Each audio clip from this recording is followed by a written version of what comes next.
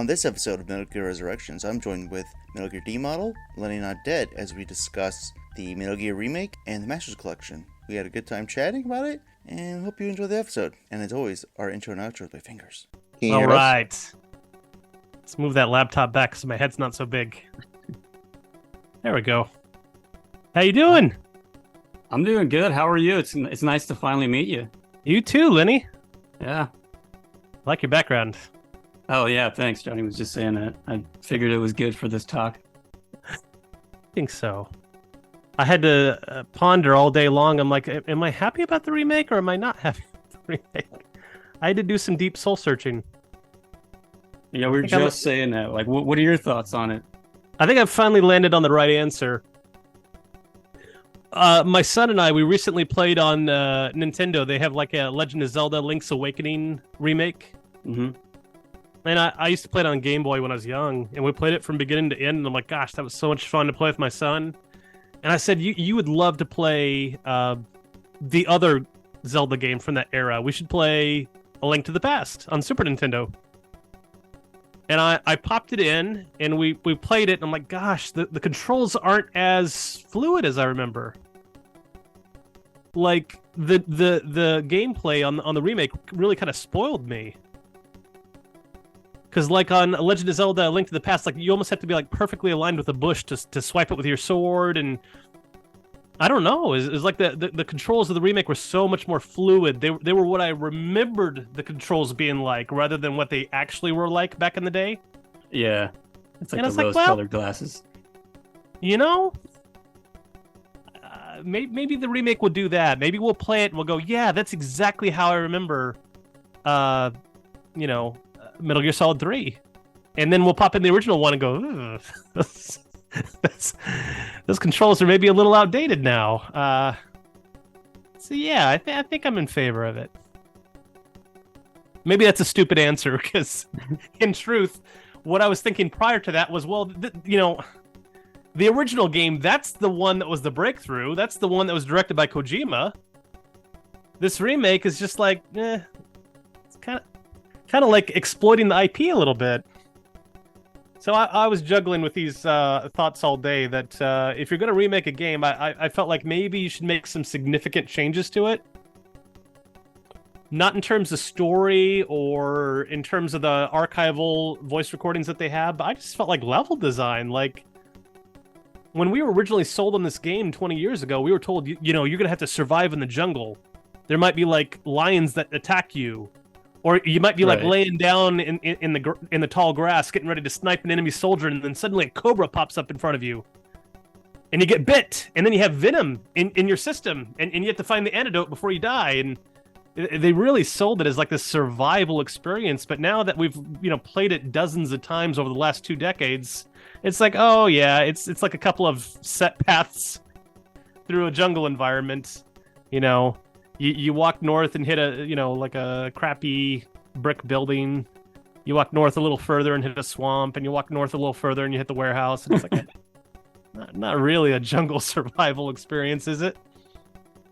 Maybe the first time you play it. I mean, and that's just the thing. Like, that was the other argument I was thinking today, was that the first time you play it, you have no idea what's ahead of you. Right.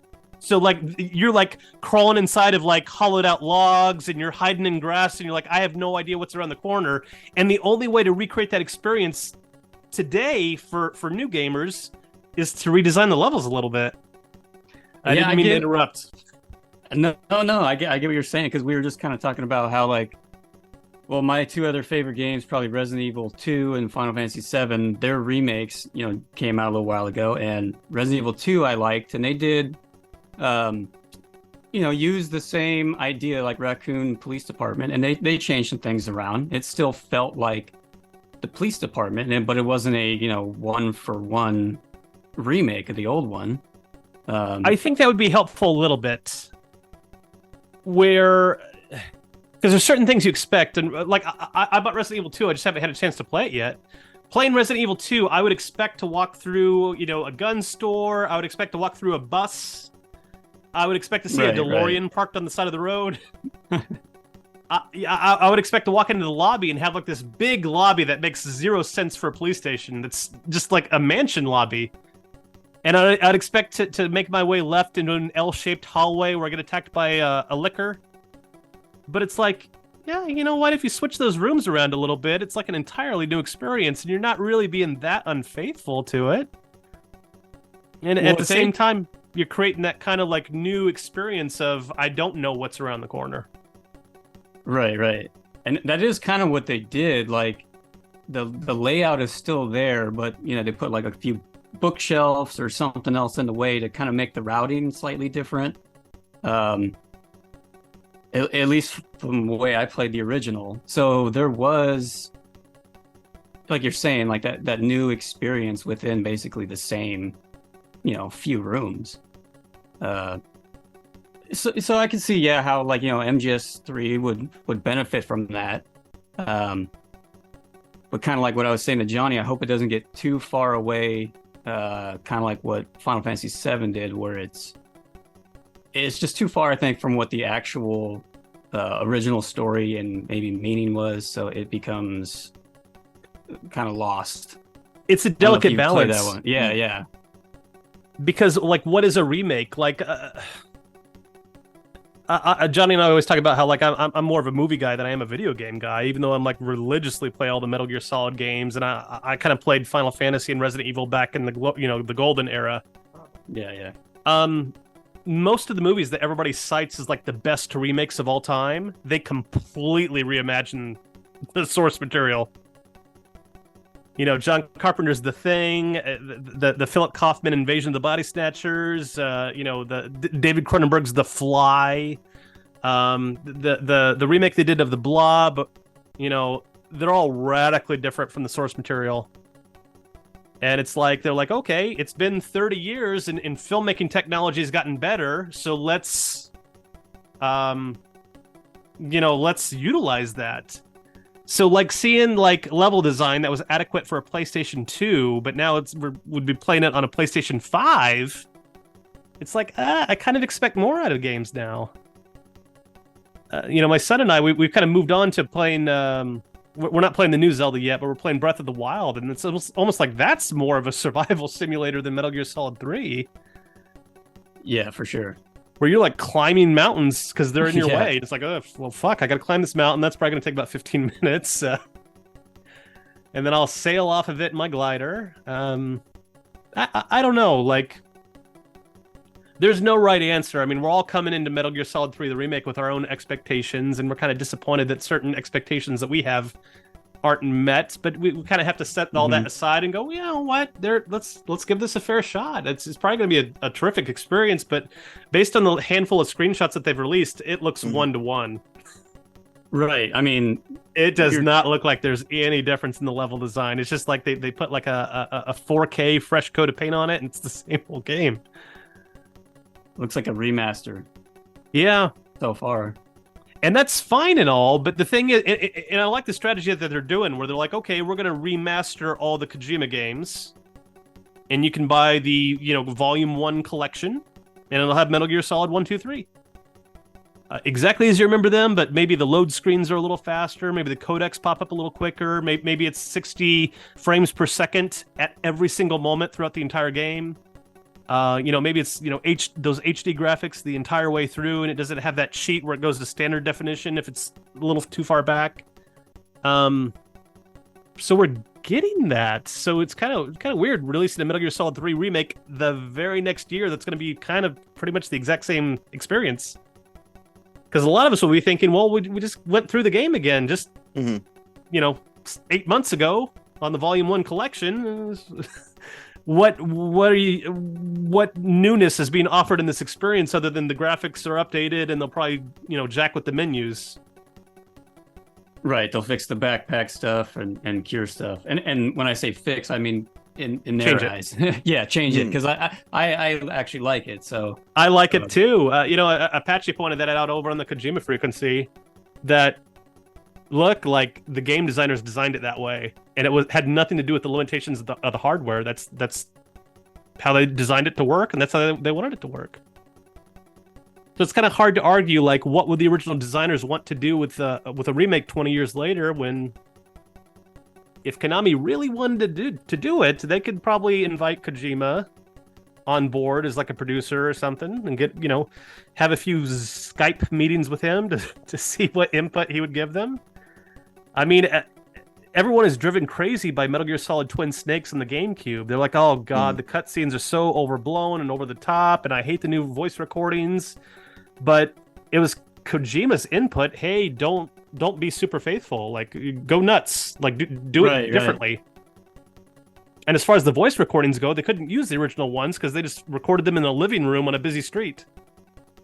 So when you clean up those audio recordings, you hear cars driving by and honking at each other. So they had to re-record it. It's nice that they used the same actors, but I'm very happy that Metal Gear Solid 3 was recorded in a proper sound studio, and that they're going to leave the voices unchanged. Yeah, go sorry, ahead, Letty. Go ahead. No, you go. Why do you go? Oh, okay, I'll go because I really talk when Clint's on, so that usually happens, right, Clint?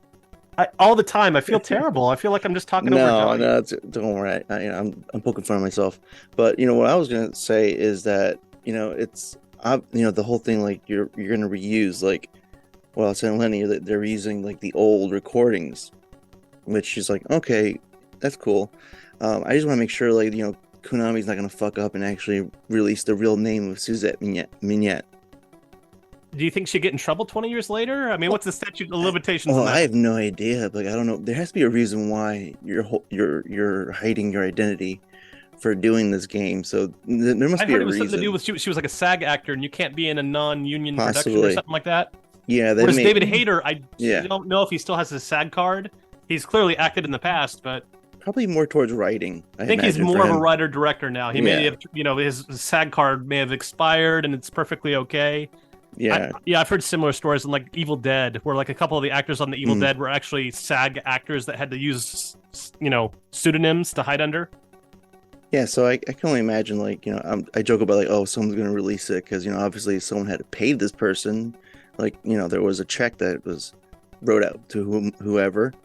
And, the only thing is, like, all right, you're probably doing that because, like, it was very, like, close, tight-knit information of who that person really was. I think it was only less than a handful of people who knew. So it's like, all right, that's probably not really the primary reason, but the other reason probably, like, they just want to, like, make this thing and not make it too expensive. It'd be kind of funny if Konami's like, who the fuck is this actress? We have no idea who she is. There's no record of her. Like, we need to launch an investigation. We can't use her voice recordings if we can't reach out to her.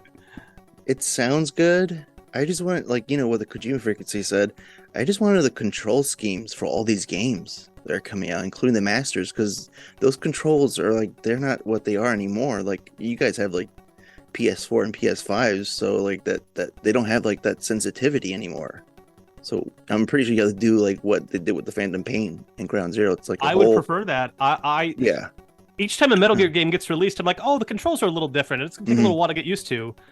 And then I play the next game, and the next game, and the next game, and then I have a real hard time jumping back to the original Metal Gear 1, 2, or 3, because I've been spoiled by all the different things you can do in the latest game, and I'm like, gosh, I would really like to see those controls to 5 applied to 3. I mean, if anybody wants to see anyone struggle, remember when I played that Integral port? Oh, you did wonderful, man. That was so much fun. The controls were so weird. I was weird. so glad you took as long as you did. It gave us lots of time to talk, although I guess I jumped in the conversation a little late anyway. But it was a good time. It was good. That was fun times. Yeah, this background behind me, I still have it set up from that Zoom. I did not do that. That just was still there in my computer. I was gonna ask him, like, oh, did you do that intentionally? Because we all have, like, virtual backgrounds. Every time I talk to you, it's just the settings are saved from last time. For those of you who have no idea what we're talking about, I have Metal Gear D over my shoulder right now. Actually, all of us have something interesting behind our shoulders. Johnny has Johnny Sasaki, the diarrhea kid, behind him. Yeah, and I have, like, Alessio of Metal Gear Mondays pointing at the butt. I can't match where it is. There. And Lenny's inside the jungles of Metal Gear Solid 3 Remake. He's probably in the most interesting setting of all. I'm trying to get that backpack back. Get it before Naked does. Boy, it's way up there. When the showcase happened, I didn't expect it. I wasn't even watching it live, and yet somehow through osmosis, like, it was just everywhere. You couldn't, like... My brother was, like, texting me, like, the YouTube video of the trailer. I'm like, oh, shit, I guess something's happening right now. Yeah, no, I had it in my background, and then I could hear like jungle noises, and I was like, "What the hell is that?" And I look up, and I just dropped my remote and my like work laptop, and I was like, "Are you fucking kidding me? Like, you do this now, Konami?" Like, come Everybody's on. like, "Oh, when they showed ants, I know." I didn't fucking know until I they didn't showed know Snake's face. ants. Was there ants in the original ones? In the original three? No, No. but No, I they're don't saying think that when so. they saw ants crawling across the ground, they're like, "Oh yeah, this is the 3 announcement trailer," and I'm like, Yeah, right. on Kojima Frequency, they cited specific reasons. They're like, "Well, they did this gag already for other games, where like it would start off with like a mosquito landing on a tree, and then See, I or was a fly actually buzzing around the room, and then it lands on like Mr. X's face, and I was watching their stream actually, and like Apache was making a joke that Nitro had called it on the ant, but it was actually like I think right before that. It was just straight up like a picture of moss, and he's like, "Oh shit, here it is." Like it was just as soon as it was a jungle at pretty good all, he was like, intuition. "Oh god damn it," and it was right the whole time. And like they showed the frog, and that's when I was like, "Oh crap! Oh here it is, here it is!" And then the parrot, the fence. You're like, "Oh fuck!" I'd completely forgotten about the parrots. I'm watching this green bird flying through the air. I'm like, are there green birds? Is that a real thing? I can't even remember. Oh, a parrot. Yeah, that's right. Yeah. It's a parrot. And it didn't even click with me. And Shadowhead's flying in the background. I completely miss it because I'm looking at the green bird. It flies through an electric fence. I'm like, okay, electric fences. That seems Metal Gear-ish. And then it like lands on a swamp, and I can't tell what's attacking it. I'm like, is that a giant snake or is that an alligator? I can't tell. I had to watch it a couple of times. I'm like, no, that's a giant snake, and then an alligator attacks it. And then it just keeps flying right through the trees of like this boggy, marshy swamp.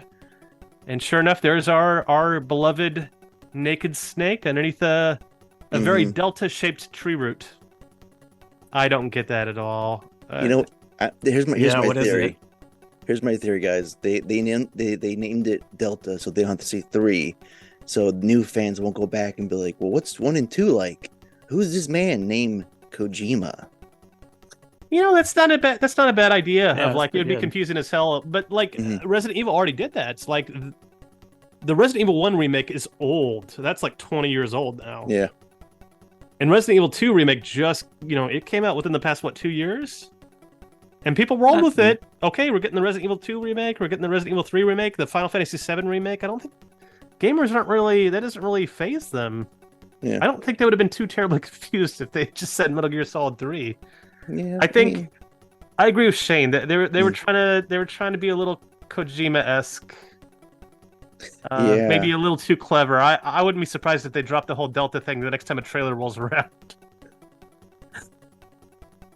I mean, It's been brought up to me. They're Yeah. like, oh, they could say it's Metal Gear Solid D's nuts or something, or Metal Gear Solid D. And I'm like, guys, the moment I heard them announce that title, I knew it was a massive mistake because people just love saying that joke to me as if they were the first ones to think of it.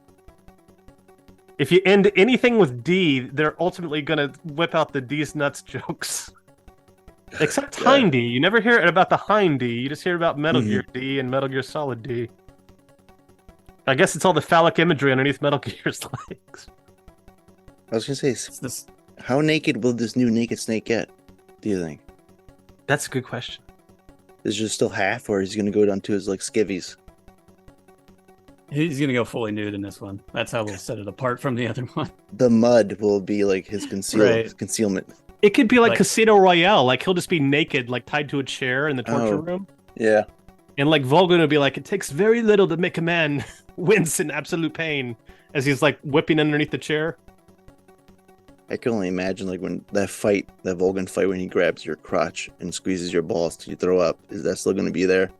And imagine that course. crunching sound with the new technology, new sound that's going to be like sounding, especially if you wear like headsets, you're going to hear that. I didn't think our conversation would turn to the dirty aspects of the game so quickly. Well, I think it'd be cool if they added VR to it. Well, I don't think they'll do it because that'd probably be too expensive. I don't think they'll do it. I mean, Yeah. you have to also think about the period too. Like Metal Gear Solid 3 did a really good job of going, okay, this is the 1960s and this is all 1960s like retro future technology. Mm-hmm. as much as I love Metal Gear Solid 5, I think Metal Gear Solid 5 did a bad job of it. where you're holding an iDroid in your What do you hand that has mean, like Clint? holographic projections. That has the map and it's full. It has weather. And it's like it's a cool game play mechanic, but I don't see that existing in 1975 or 1984. I know. What kind of machine would go like out of nowhere, be like enemy approaching? You're like what? We didn't have that in '84. I assure you. I mean, the Metal Gear in that game didn't even work, right? No. The third boy had to do some Everyone's always magic to get that thing walking. TX55 because the Metal Gear that came before it was so big and TX55 is so small, but it's like it didn't work. Mm-mm. It was just a big dumb thing that didn't work. It wasn't even part of their plan that a psychic kid would be floating around stealing it, and that's exactly what happened. Man, it's all these kids running around like hijacking Metal Gears. What's up with that? People keep telling me that it like melts its own armor to form nuclear missiles and launch them. I'm like, I don't even understand how that works. You have to show that in action because that makes no sense to me. What's the launching platform? It has like a railgun on its shoulder, right?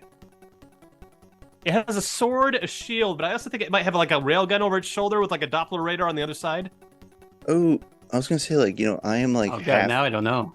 I'm like Yeah, half, no one remembers. like I don't know if you see this cup. I'm like half into like a rum punch, so I'm realizing like, are you guys talking about Sahelanthropus? That's right. Yeah. Yeah, it does have ST-84. the rail because remember it does that thing where it jumps and kind of does like a little Rex thing and like starts like charging up the railgun to shoot you. I never saw because I was always hiding behind a rock. Well, Yeah, it then does. Send in more helicopters. that's what I did. Like take one for the Where's team. Quiet P-Quad. at and D-Dog? I need their help. Pequod. D-Dog, go take these grenades and run over there. It's like if you see that anti-aircraft vehicle, jump in it real quick and shoot missiles at the boss for like a quick cheese.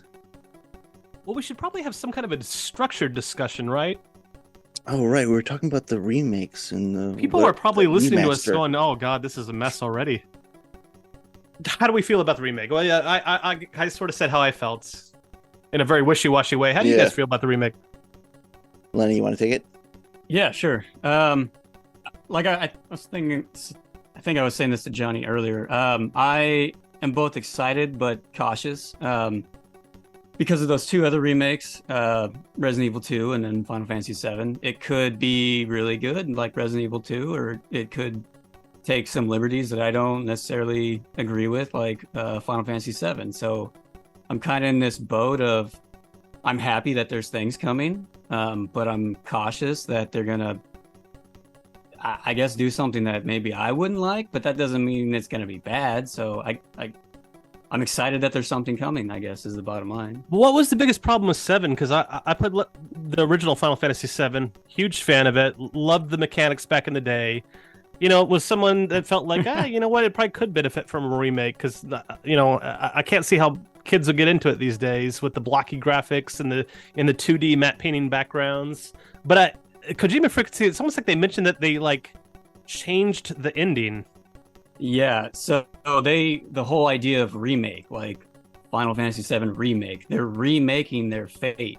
So they're remaking the story.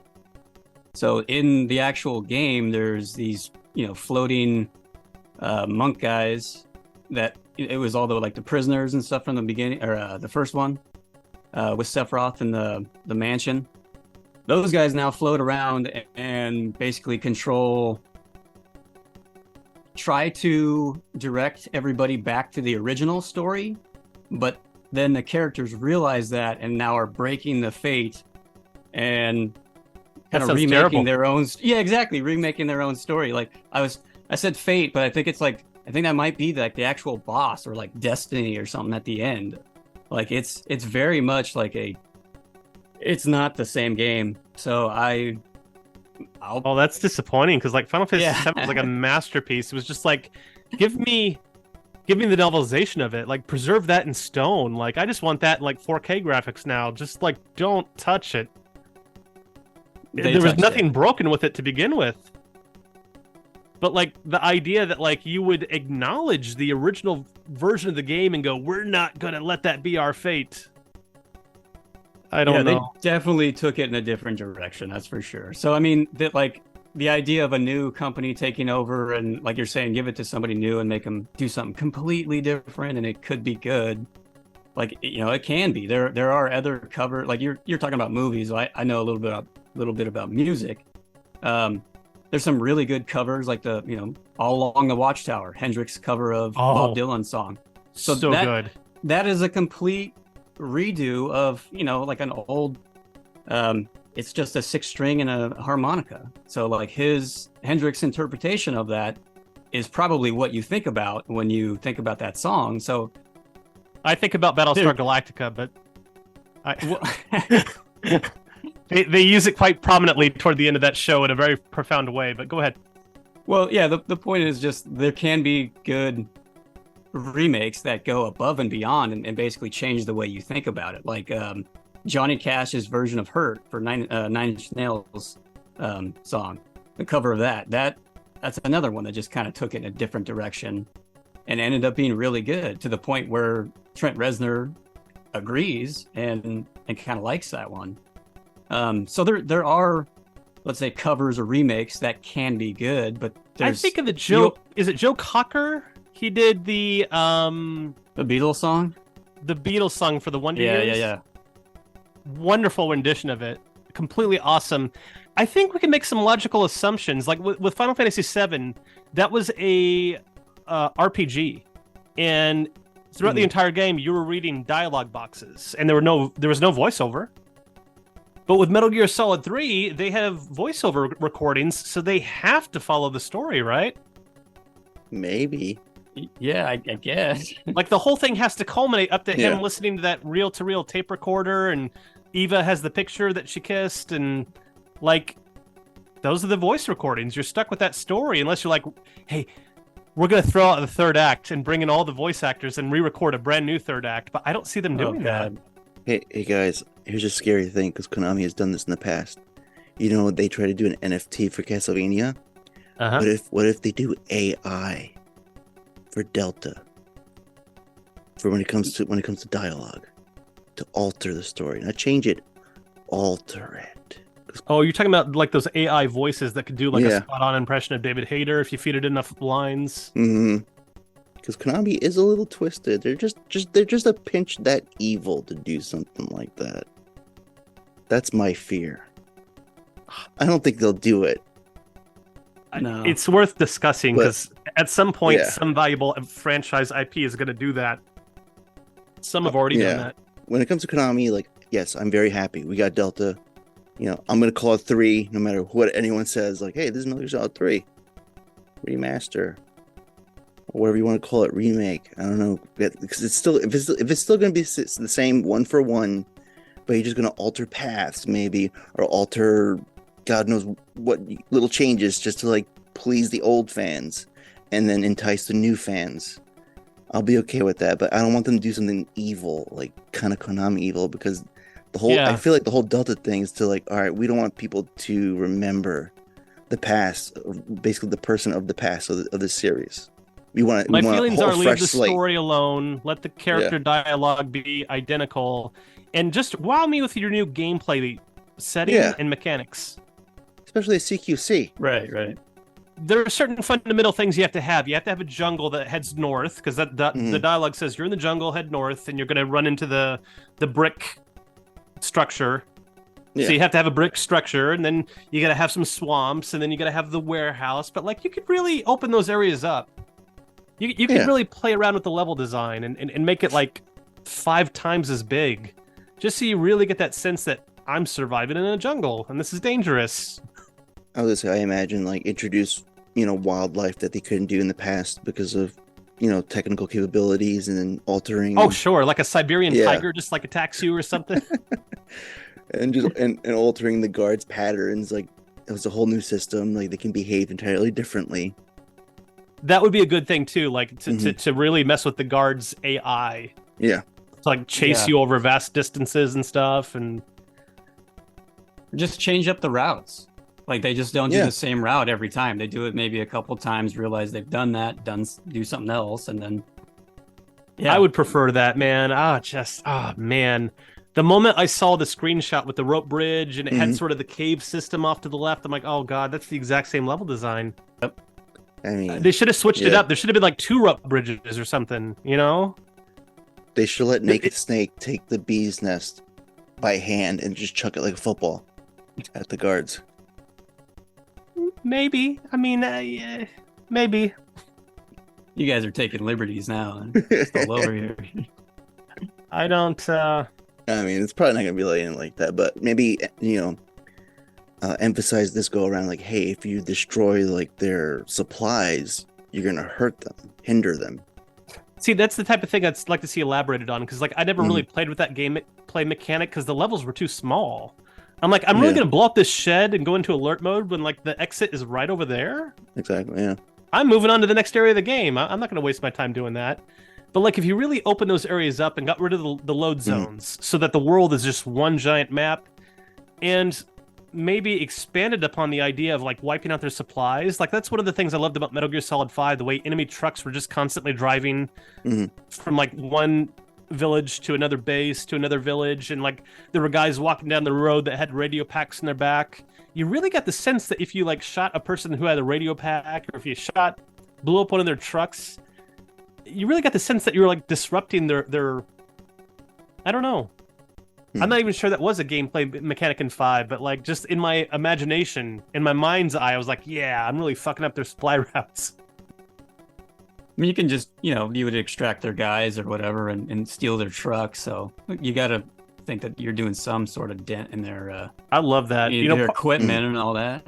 That's the fun part of games, is like what's going on in your imagination is sometimes not exactly the gameplay mechanic, but it's more fun. Like, I don't know. I would like to see the next step in the Metal Gear series, because like as they went on making games, I was really kind of surprised the route they went, where like they did it with Portable Ops and then Peace Walker and then Metal Gear Solid 5. Like they made base building mechanics like part of the foundation of the latter half of the series.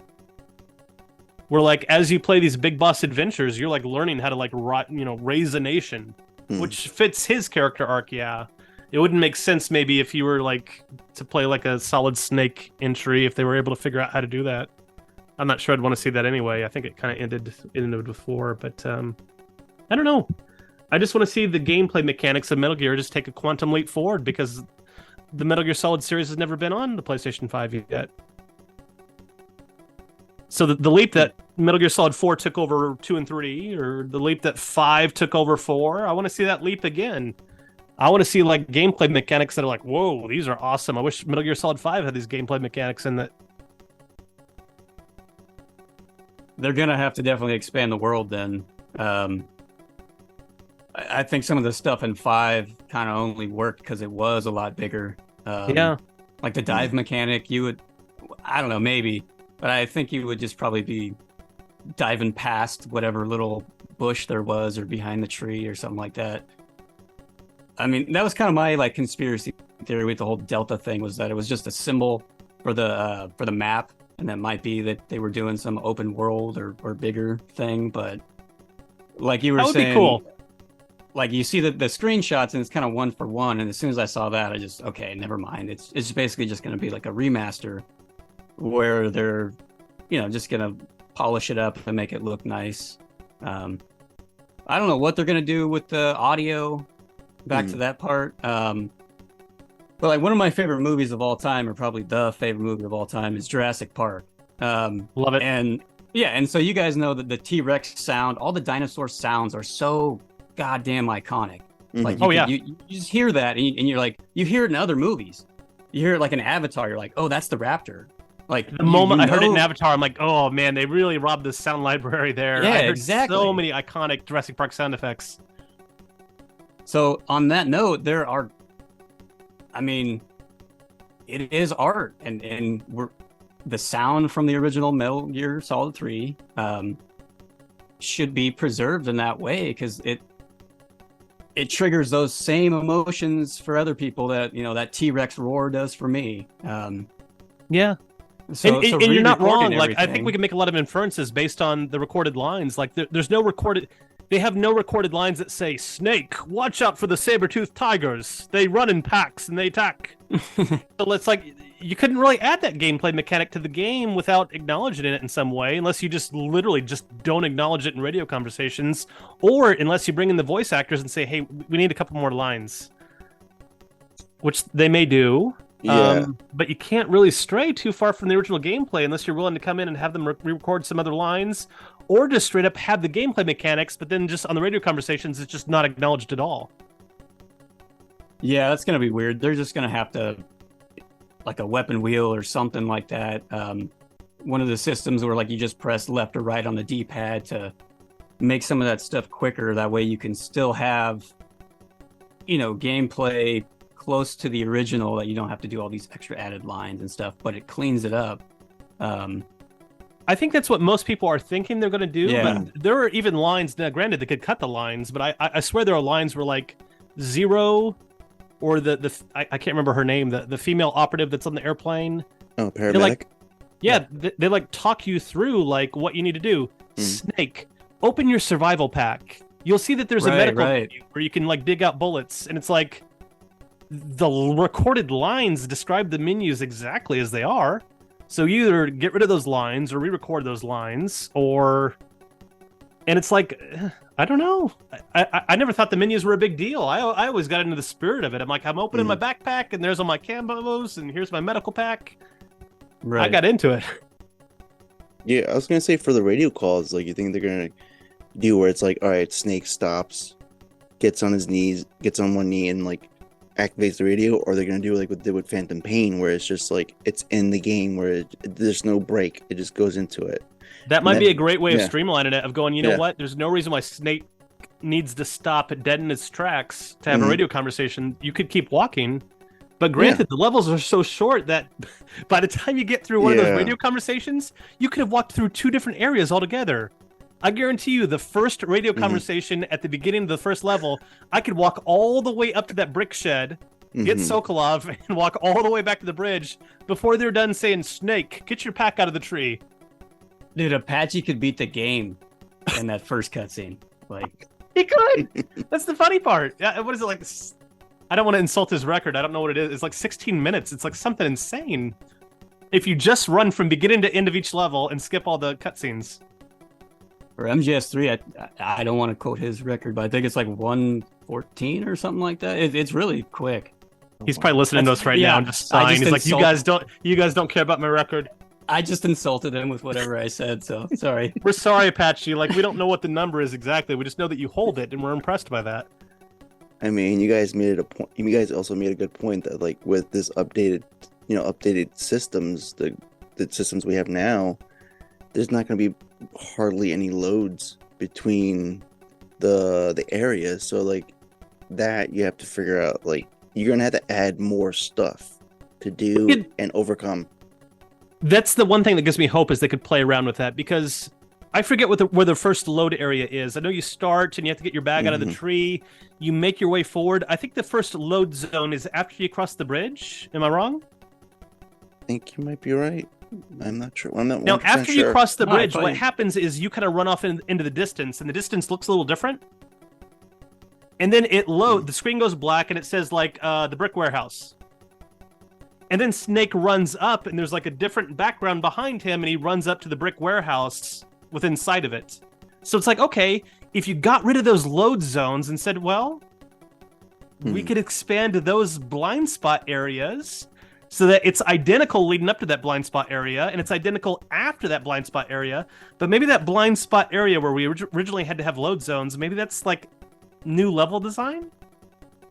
Yeah, but like, are you going to put a massive jungle there, or just a little tiny path to bridge it? It's got to be something small and like not meaningful. It can't be. It's got to be super small.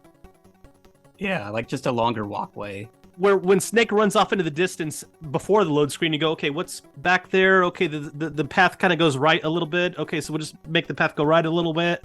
And then you look at the screenshot after the load zone and go, okay, Snake's running toward the camera, and the path kind of zooms left a little bit. There's a big tree there. Okay, we're just gonna make a little extra level design that looks like that. That's probably what they'll do. What they could do is make more connections to the same the same maps. You could make. I would love like, that. Maybe like a little. I wouldn't say maybe a new path or walkway, but like a down tree or something that you could connect them in a different way. So there is a new path with the same actual layout. That would be my ideal goal. Like, if you wanted to be super faithful, but also please the people who want bigger level design, have the level design as is, but then just like expand it outward. So that if you want to, you can cross the river that the Bridge of Sorrow is over. Like you said, maybe a giant fucking tree that's like 200 years old just fell. And if you make your way 200 feet left in the jungle, you could cross that tree rather than the bridge. You know? I'd like a little variety. I really feel like, and I know Apache's really argued strongly for this. He says, look, that game is iron tight. It's brilliant. It's linear. It's a straight path, but it fools you into thinking it's this wide open thing that it's not. Oh yeah, it's definitely like a straight line almost. But I want the big wide open thing. I love nothing more than if I had this jungle that if I literally walked north and like held my a control pad thumb pressed forward, it would take you like 3 hours to cross. Or some insane thing like that. Where it was like really like this like jungle environment that you had to survive. I would love, but it looks like that's probably not the route they're going. I don't know. I mean, yeah, go ahead, Lenny. Just to add to that, like the best that's probably going to happen is like each little area could be expanded to the size of the end fight. You just have a little bit more. Like that's probably all you're going to get. I don't think it's going to be a big open world thing with all these new areas. And if we saw the shots, it's somewhat 1-to-1. I mean, you can expand a little bit off of that, but yeah. I think it's going to be pretty close to just a. I think it's going to be pretty close based on the screenshots. And I think that's the one thing that you could have really played with in an interesting way. You've got the story. You've got the character dialogue. It's all this vintage archival recordings that the voice actors did 20 years ago. The one thing that you can really play with that's not the story and not the character arcs is the level design. You could really open those jungles up and really make it fun and interesting, but I bet the game will still be a hell of a lot of fun. A lot of people had a lot of complaints about Metal Gear Solid Twin Snakes. They said the Metal Gear Solid 2 gameplay mechanics breaks the Metal Gear Solid 1 level design. Like when you get to the tank hangar, you can jump right over the railing and fall down, and then you're in the elevator instantly, without having to make your way all the way around that U-shaped catwalk, avoid the camera, make your way down the staircase, down to the lower tank hangar level before getting to the elevator. Like before, they kind of controlled the flow of your character and where he went. But with new gameplay mechanics, it breaks old level design. So suddenly we can start doing stuff that you could do in Metal Gear Solid 5 and beyond on the Metal Gear Solid 3 levels. I don't know how that would break it.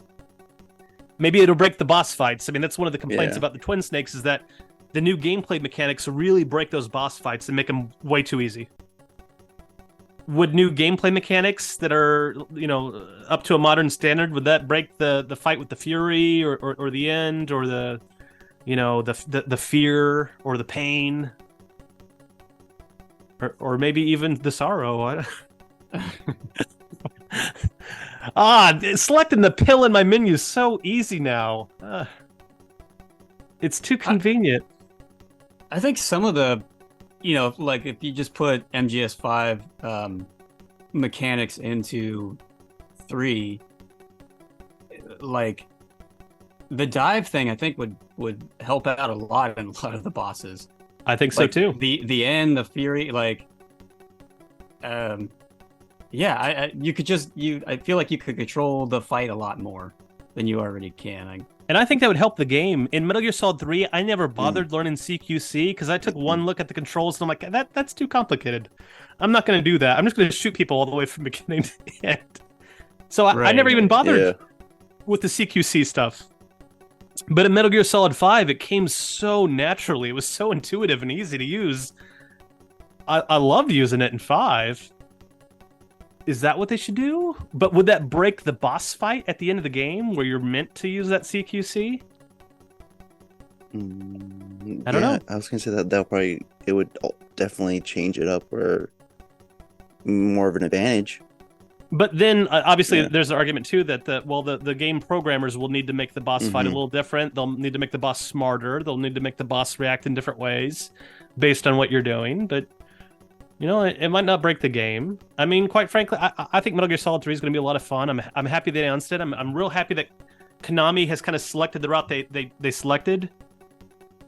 Where they're like, okay, let's do a legacy collection again, and make sure those old games are available on new hardware. But also, this is the first remake of what could be several, because we know this is probably going to be a major hit, right?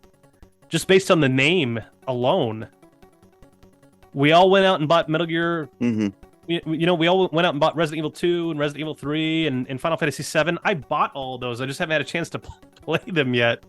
And now it sounds like I may have bought 2 bad games and 1 good one. People are just going to buy it based on the title alone. I mean, it's going to be a hit. It's going to sell well. And Konami will probably be looking at the next game to remake, and it'll probably be the first one, I would imagine. Yeah, let's just go to the end game then. Like, MGS2. Like, are they going to remake that? At what point are, like... Here's what I think they'll do. 3 is the most popular and the most accessible, and it's got, like, the most complicated... of those earlier games. It's got the most complicated story, the more interesting level design and gameplay mechanics. Like, it's probably the most accessible to modern gamers. They'll remake 3, and then the second most popular title would have to be the first one, right? Metal Gear Solid 1. And once you remake 3 and it's a hit, and once you remake 1 and it's a hit, to me it makes sense you'd have to do 2. Now, 2 is really popular. I mean, 2 was the best-selling game of the bunch, but a lot of people were like, "Oh God, I got to play as Raiden." That's a little disappointing. I think they'll tread lightly. I think they'll do 3, which we know is coming, and then 1, which I think is the second most classic of the games in terms of story and character, and then I think they'll do the one between the two of them. I think they'll do 2, which is the last of those PlayStation 1, PlayStation 2 games.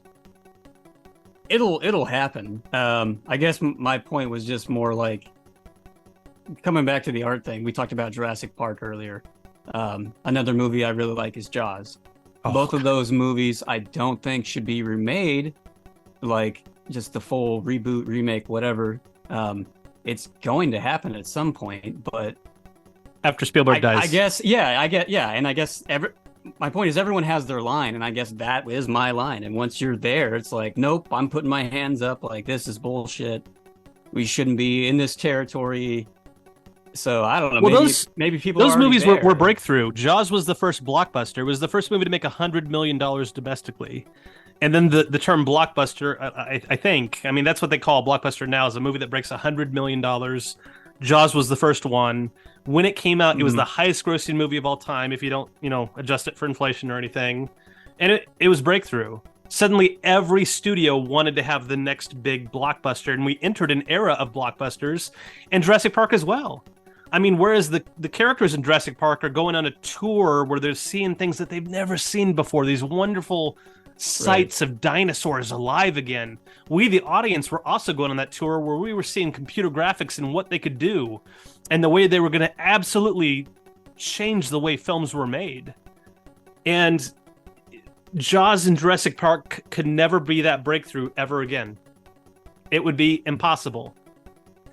If they release Jaws in 2030 or whatever, it'll probably be a hit, but it's not going to change the way movies are made. It's not going to spawn a whole new era that changes the way we make films like the original Jaws did. Same with Jurassic Park. There's no way you can make Jurassic Park and it will be the masterpiece that changed cinema. It's the same way with the Metal Gear Solid games. Remaking Metal Gear Solid 1 or 3, it's not going to have the same impact that Metal Gear Solid 1 had or Metal Gear Solid 3 had. I think we all know this. I mean... Right. It's just worth saying out loud. The best we can hope for is, okay, well, there's still fans of 3 out there. There's some people that are like, I'm not going to play 3. The graphics are too old for today's standards. I'll never play 3. But maybe they'll play the remake and go, wow, that was a good story. And we'll go, yeah, like that's all. That's what this is all about. Is that story we love and those characters that we love. Yeah, that's a good point. Like maybe it is like just a good open door for new people. Just come on in. Look at the story. Probably. Here's all these other games you want to play them. I mean, like I said, I had a black and white Nintendo Game Boy when I was a kid. And I played Legend of Zelda Link's Awakening all the time and loved it. It was a real fun game. It was probably the best game on the Game Boy. And there was a remake recently for like the Wii U, and I bought it, and I played it with my son. Or maybe it was the Switch. I can't remember. Switch or Wii U. It was a Switch. I got that one. Switch. And completely harmless. Just a real fun game. You know? And that's probably what we're looking at here. It's not gonna be breakthrough. It's just gonna be a real fun game. You know, just put a little bit of a modern coat of paint on an old game that, you know, it'll just look more realistic, and, you know, maybe it'll have some interesting new gameplay mechanics. I mean, Metal Gear Solid 3, it's sort of evolved over time. When they released Subsistence, suddenly we had the 3D camera, which we were all begging for. And then people have pointed out on the Nintendo 3DS. Metal Gear Solid 3 is on the portable Nintendo 3DS, and you can actually crouch while walking, which you can't do in the original game. Know that. Yeah, so they added a gameplay mechanic, I think, where you can actually crouch down, but also like walk forward where you got a gun in your hands. And that's a mechanic that's not in Metal Gear Solid 3, the original game. So, like, you know, okay, so Metal Gear Solid 3 is something that evolved over time, and now this is the next step in its evolution, where it's like, okay, it's a remake. We're doing one-to-one level design. It's all the old voice recordings, but, you know, maybe we'll have some of those. Maybe you can dive roll, and maybe you can, you know, do things that you just couldn't do on the PlayStation 2. I was gonna say crouch walk. Crouch walk.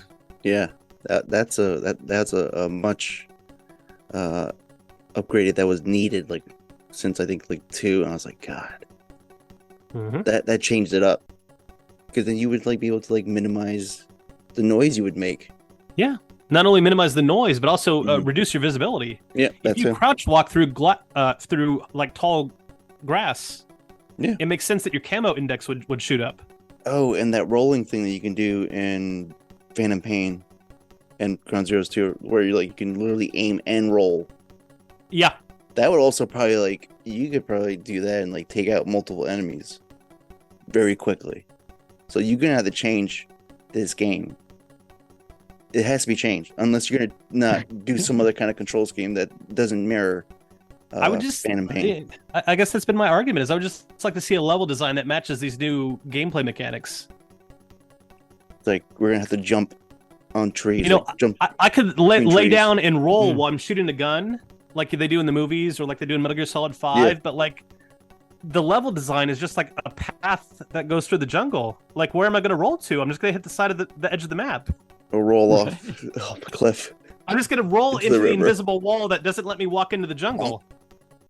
That's all I really want. I would just like to see the level design expanded a little bit. It's not going to break the story. It's not going to break the gameplay mechanics. I think, you know, and also too, I mean, the level design would have been limited by the PlayStation 2 hardware. That was the biggest they could make the level design. With that much story, with that much dialogue in the game, with that many cutscenes, with that level of graphics, you know, running at not a good frame rate at the time. That was the biggest they could make the level design. And I'm like, gosh, like, you should really utilize the PlayStation 5 hardware to do something. My vote's for open worlds level design. Like, what else could you really do? You're stuck with the dialogue, you're stuck with the story, and that's perfectly fine. I mean, it's a very classically told story, and it's great dialogue.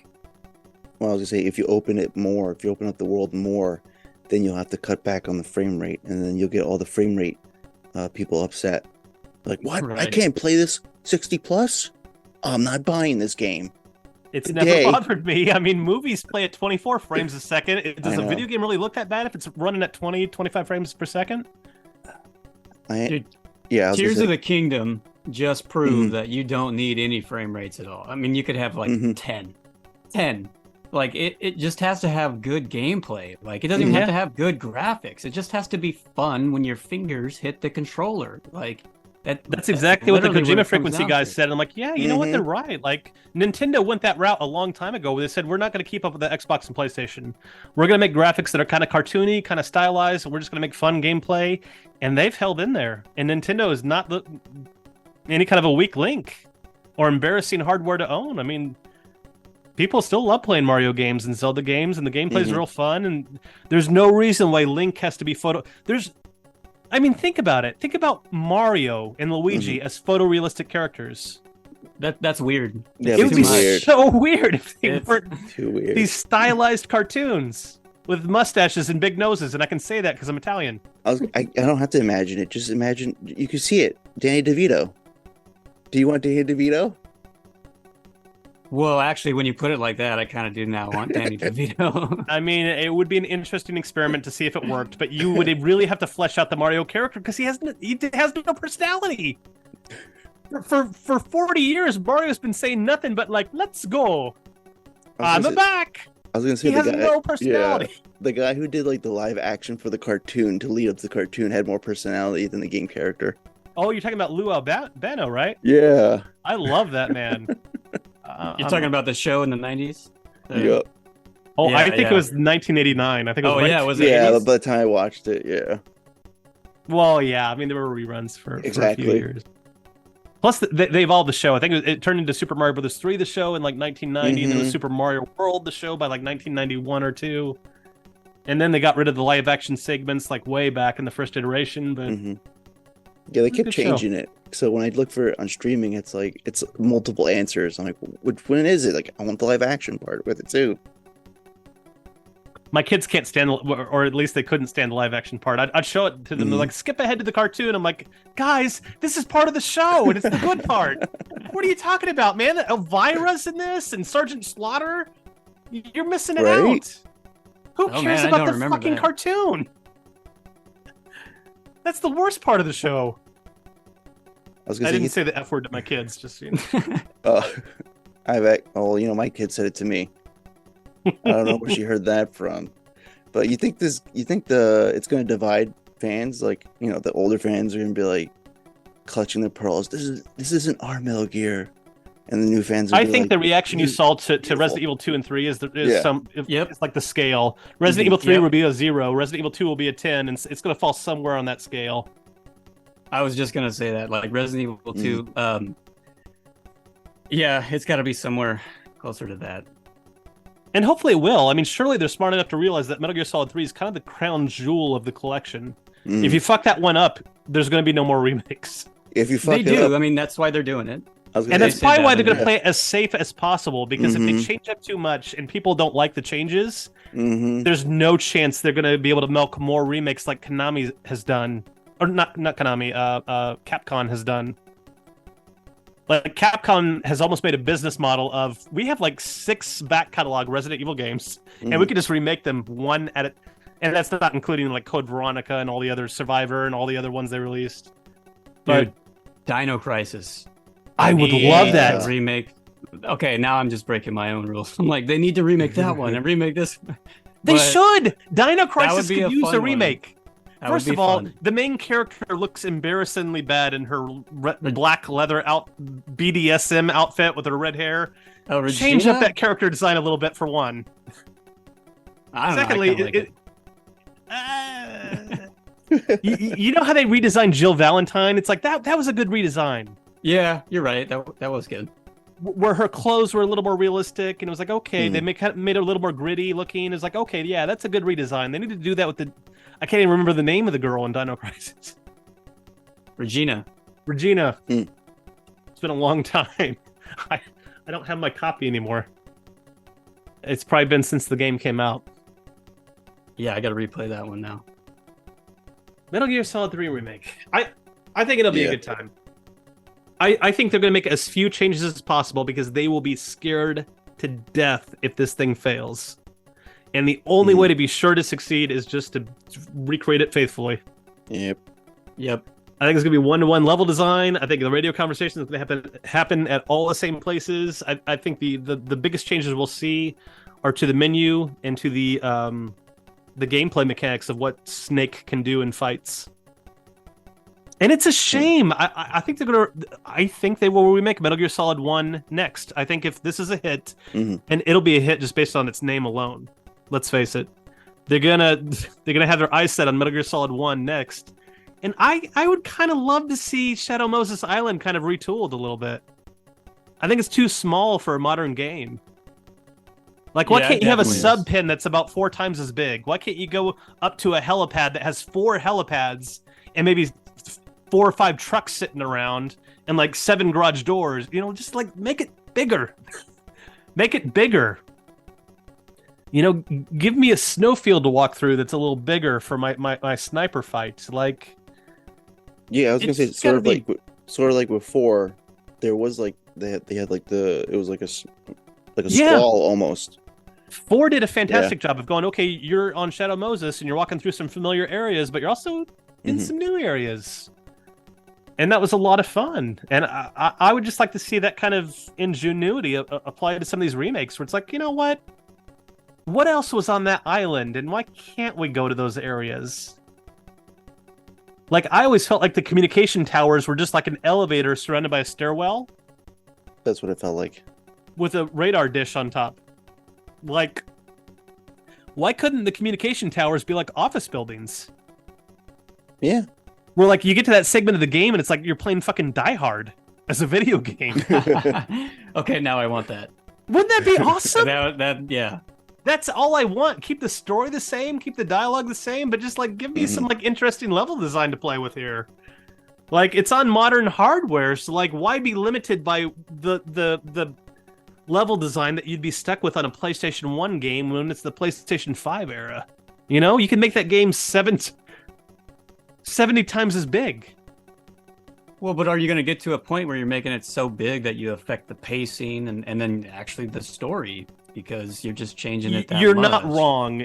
You're not wrong, but I There's also gotta be think a that Metal Gear medium. Solid games could use a little adjustment to their pacing anyway. A lot of my friends in my hometown who are video gamers, I'm like, oh, guys, I like video games too. I love the Metal Gear series. And they kind of laugh at me and go, those aren't video games. You're just watching cutscenes in between, you know, minimal gameplay. And they'd sit there playing Halo for like, 25 hours a day. And it's like, guys, you guys have attention deficit disorder. Like, you don't want story. You just want to just fucking shoot things and blow things up and brainlessly. You don't want to be challenged with ideas or thoughts or like a compelling story. You know? I don't know. I think the level design is too small based on the cutscenes. Like, I feel like you almost need to increase the level design to separate those cutscenes a little bit, you know? It's like, I'm going to run across one helipad, and then you're going to give me another 20 minutes of cutscenes, and then I'm going to run through a tank hangar that has 2 tanks in it, then I'm going to get another 10 minutes of cutscenes. Make those levels a little bigger. Space out those cutscenes a little bit. I think it would actually help the pace. I think if for Delta, I think if you want to like expand it, I think you could if Konami has the anything that's cut dialogue, which I imagine they probably would. You can implement that to alter and extend.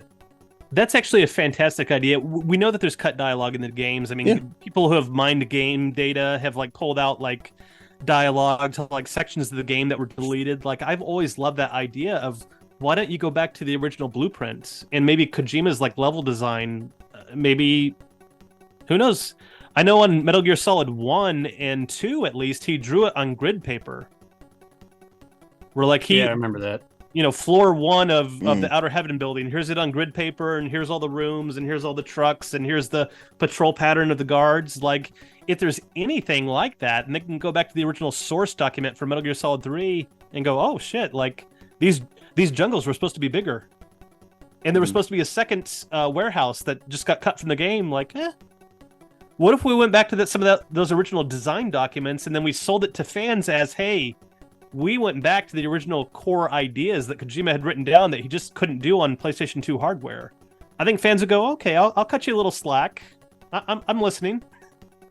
Yeah, and I agree with that because I feel that exact way. Like, as soon as you said that, it's like, yeah, you go back to the source. It's like, okay, yeah, then it is like, if Kojima's not going to be on it, and if it's at least based off of his ideas or some of that source material, then and that's what they did. Those movie remakes that I mentioned very early when we started talking, like John Carpenter's The Thing, for example. It's not an adaptation of the Howard Hawks' The Thing from Another World. It went back to the source novel called Who Goes There. Yep. And it said, okay, I'm going to do a more faithful adaptation of the original book.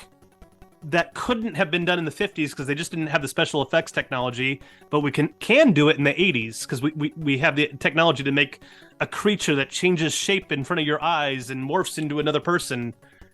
They couldn't do that in the 50s, but they can do it in the 80s. Well, you know, you could go back to the original source documents, all of Kojima's original script that probably had way more dialogue.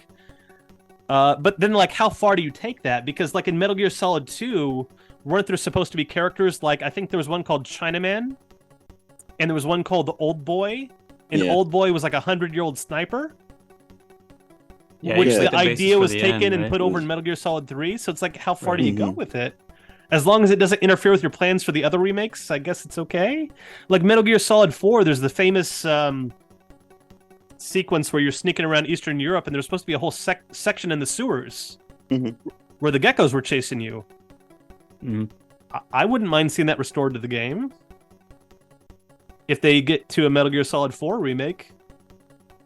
I was gonna say, if that's the case, wasn't the fight with the Ents, was it take you like, I think, like 2 weeks or something? I would love that. I don't remember Like, do that the to original the game, idea. but I'm worried they won't take the chance. They you definitely imagine? won't do that now, but I would love that. I remember the first time I was in the boss fight for the end. I'm like, oh, this must be the biggest sniper battle everybody's talking about. I said, I'm going to take this thing super seriously. I laid down. I put on my best camo. Yep. I crawled through the grass. I started crawling for the top of the hill. I'm like, I'm going to hide behind grass leaves and he won't be able to see me. And then I'm going to slowly pull out my sniper rifle and carefully scope the entire valley. And then he just walked up right behind me and shot me in the back with a tranquilizer and said, Yep. Nice try. And I'm like, son of a bitch! I feel like the computer knew where I was the whole time. I think I did Never the stood a exact chance. same thing. I did the same thing, and yeah, it was. But that's how I knew, like, this is gonna be a really good fight. This is gonna be one of my, and it still probably is one of my favorite boss battles of all time. Like now, when I replayed it, like I beat it pretty quick because you know at least what to do, where he might be. I remember the last time I played it, was and it's been a long so time. much It's probably fun. been 10, 15 years since I've revisited Metal Gear Solid 3. I remember I just ran in a circle around the plane area, and I just straight up caught up to the end where he was laying and just shot him with a machine gun. And it worked like a charm. Damn. I don't There was think no I've ever challenge beat at him with all. anything If you but don't the take the rifle. sniper battle seriously, it was like super easy. So it's like, well, I hate that I know that you can do that now. I'd like to see them change up the gameplay mechanics so I can't do that. They'll probably add. I don't know. Yeah, I was gonna say they probably add for Delta is that the parrot will scout out to find you, and he'll probably say something like, "I Oh. see you, I see you." It'd be cool if you could shoot the parrot and just completely change the tide of the battle. Then he'll be pissed at you. Then he'll like, "I'm coming for you, snake! Now you killed my bird." Oh, that crazy They're gonna old make man. they're gonna make the end like Mr. X in Resident Evil 2. He'll just stalk you around, knock you out. That is an awesome Ooh. idea. That's the kind of chances where I'm talking about. What if the end literally stalks you through the entire game? And you're running from him the whole time, as opposed to like actually getting, you know, like That would be edge on him. such a cool change to the game where, like, you're crossing the bridge of sorrow, and then suddenly you see a sniper scope on you, and an old man breathing, and a green parrot flying around. It's like, oh shit! Like, this completely changes the nature of the game, and it's awesome because the Cobra unit was expecting you, and they're supposed to be that good at their jobs. Right. I would love that. Yeah, that actually would be cool if you could run backwards and like you're trying to get away from him and he just keeps following you. And That's you just the can't- ultimate idea you just of can't like, get what away if from him. What if Metal Gear Solid 3 was this giant open world, and what if each member of the Cobra unit was like a Mr. X, and they could just roam that open world that they wanted, and yeah, maybe you could like stage it in such a way that pretty much you have to fight the Fury underground. Pretty much, unless you work really hard, you have to fight the end in the open fields, you know. But at the same time, they could show up and really be almost impossible to beat at earlier stages in the game. I mean, they kind of do that in the game already. When you see them out on the dock, and I think they're like torturing Tatiana and stuff, and you're getting ready to enter one of the warehouses, the end is out on the dock on his wheelchair, and you have the opportunity to shoot him and kill him. and completely skip that boss fight. I've So actually why never not done expand that on one. that idea? I like that No, idea. That gives me, that makes me warm and fuzzy hearing that idea. Yeah, I definitely like the idea of the all the Cobra unit being like a Mr. X, like just following you wherever until you beat all 4 of them. Like they're all within their own regions, but they can, wander outside of that or something. It's like the closer you get to the boss fight area, the more that they'll kind of like, they'll make their way to where they're supposed to be for the game. But like maybe you can fight the Fury like, in the warehouse or in Grozny's laboratory or something. That would be kind of a cool little change. And it's like, why not play around with it? They're already preserving the original game, and they're going to put it out on the PlayStation 5. So why not have some fun with this remake? Because from what it looks like, it's going to be the exact same gameplay experience, just like 12 months later with better graphics. There would be some limitations to that, though. Like you couldn't put the Fear, kind of outside of the jungle. That fight is all like the traps and the. You're right, but he could still show up like in the jungle at the beginning of the game, or maybe he shows up in the swamp area. Like you're swimming through the swamp with an alligator cap on, and he's like up in the trees like a predator, and you hear that like predator like clicking sound. It's like, oh shit, the Fear is here. That's a super cool idea. Or maybe like that's what you do. Maybe go, okay, there's jungle areas in the game, and only the Fear has access to the jungle areas of the game. Mm-hmm. And then maybe we'll have open fields in the game, and maybe at the end, maybe he only hangs out in the open field areas of the game. And maybe like you expand the tunnel areas, and you go, okay, maybe the Fury only has access to the tunnel areas of the game that we've vastly expanded.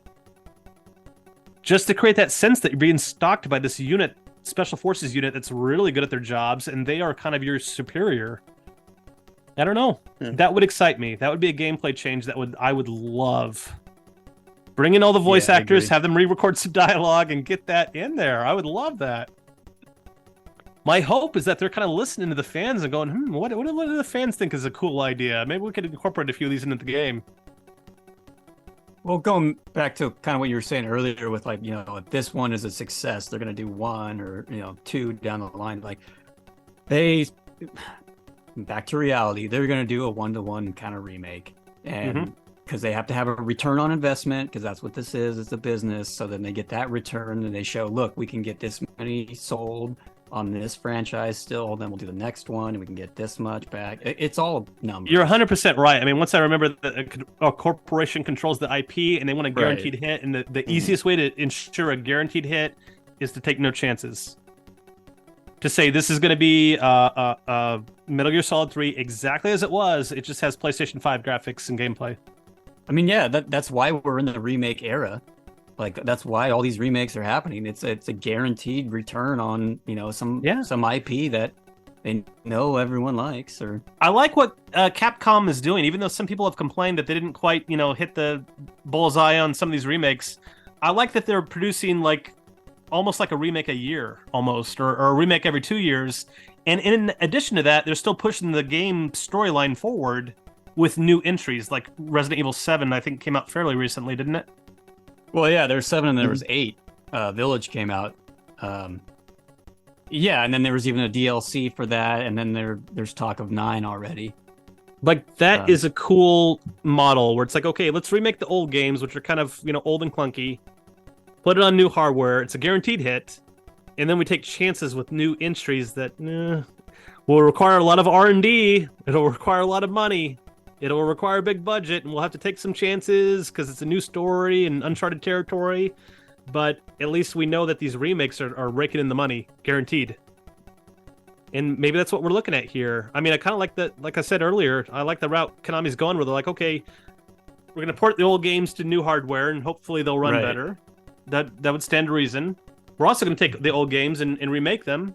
And there might be like a third part of this strategy where they're like, what do we do with the future of the franchise for real?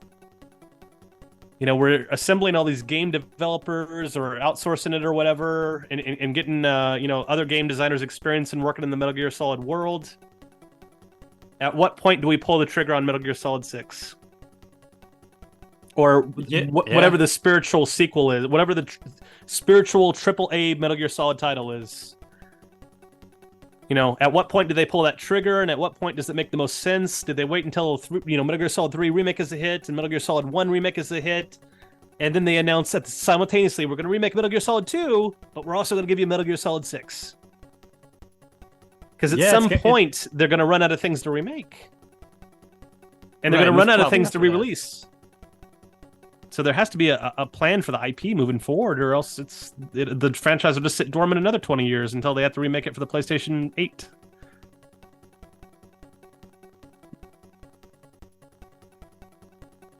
I don't know. I'm excited. The news seems exciting. I mean, it's got to be. Delta has to be like. Not be like, it has to come out like gangbusters, because if not, you're gonna have the previous guy who was the face of the franchise shit all over you on Twitter. That's true. Well, yeah, that's true. He's just gonna tweet out like played MGS3.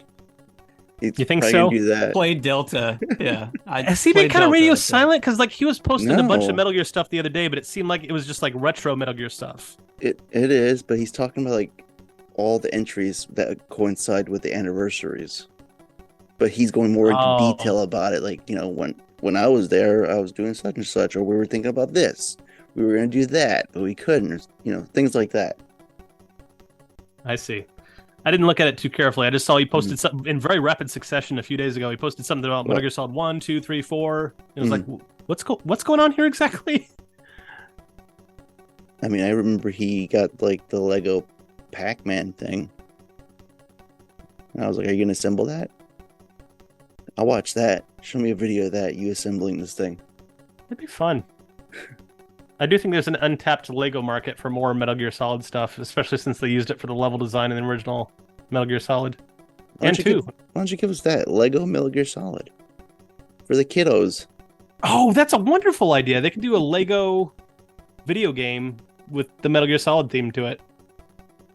Yeah, that's not for kiddos. I would buy that. Oh, yeah. I'd play the hell out of that. Can you imagine Quiet on the helicopter, like in front of you as a Lego? Oh, no. I can't even fathom some of the things that they had to do with Legos. They're just like, nah, we're not doing that. No, never mind.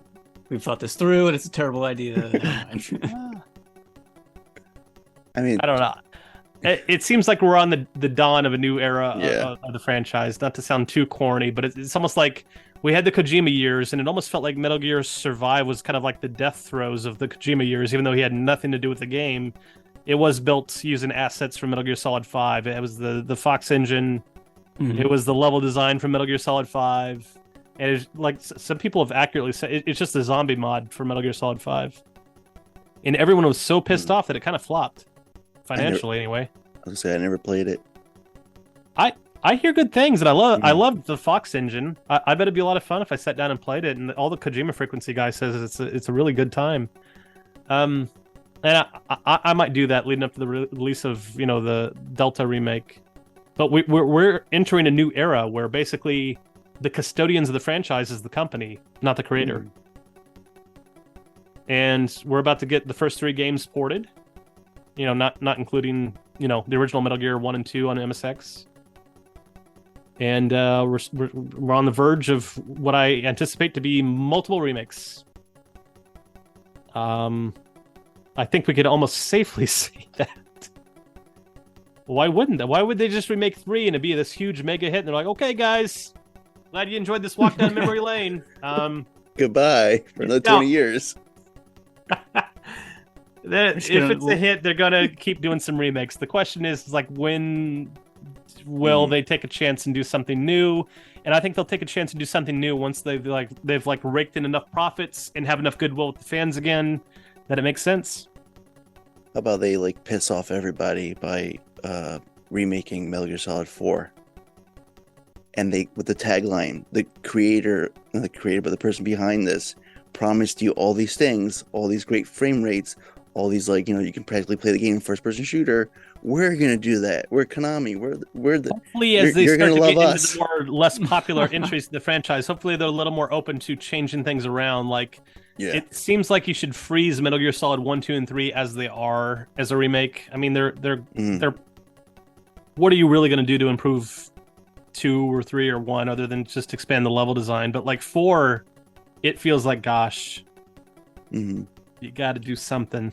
They're gonna have to gut that thing because it has like way too much, like licensing shit in there. There's too much licensing stuff in there, which a remake is fine. I wouldn't want them to have an iPod in the remake.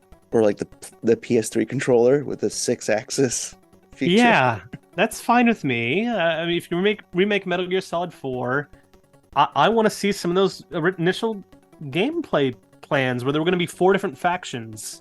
Yeah. And at any different moment, one of the factions could be really happy with you. 2 of the factions could be really cautious about you. Not, if you make one small step in front of them that they're not happy with, they shoot at you. And then one just straight up hates you.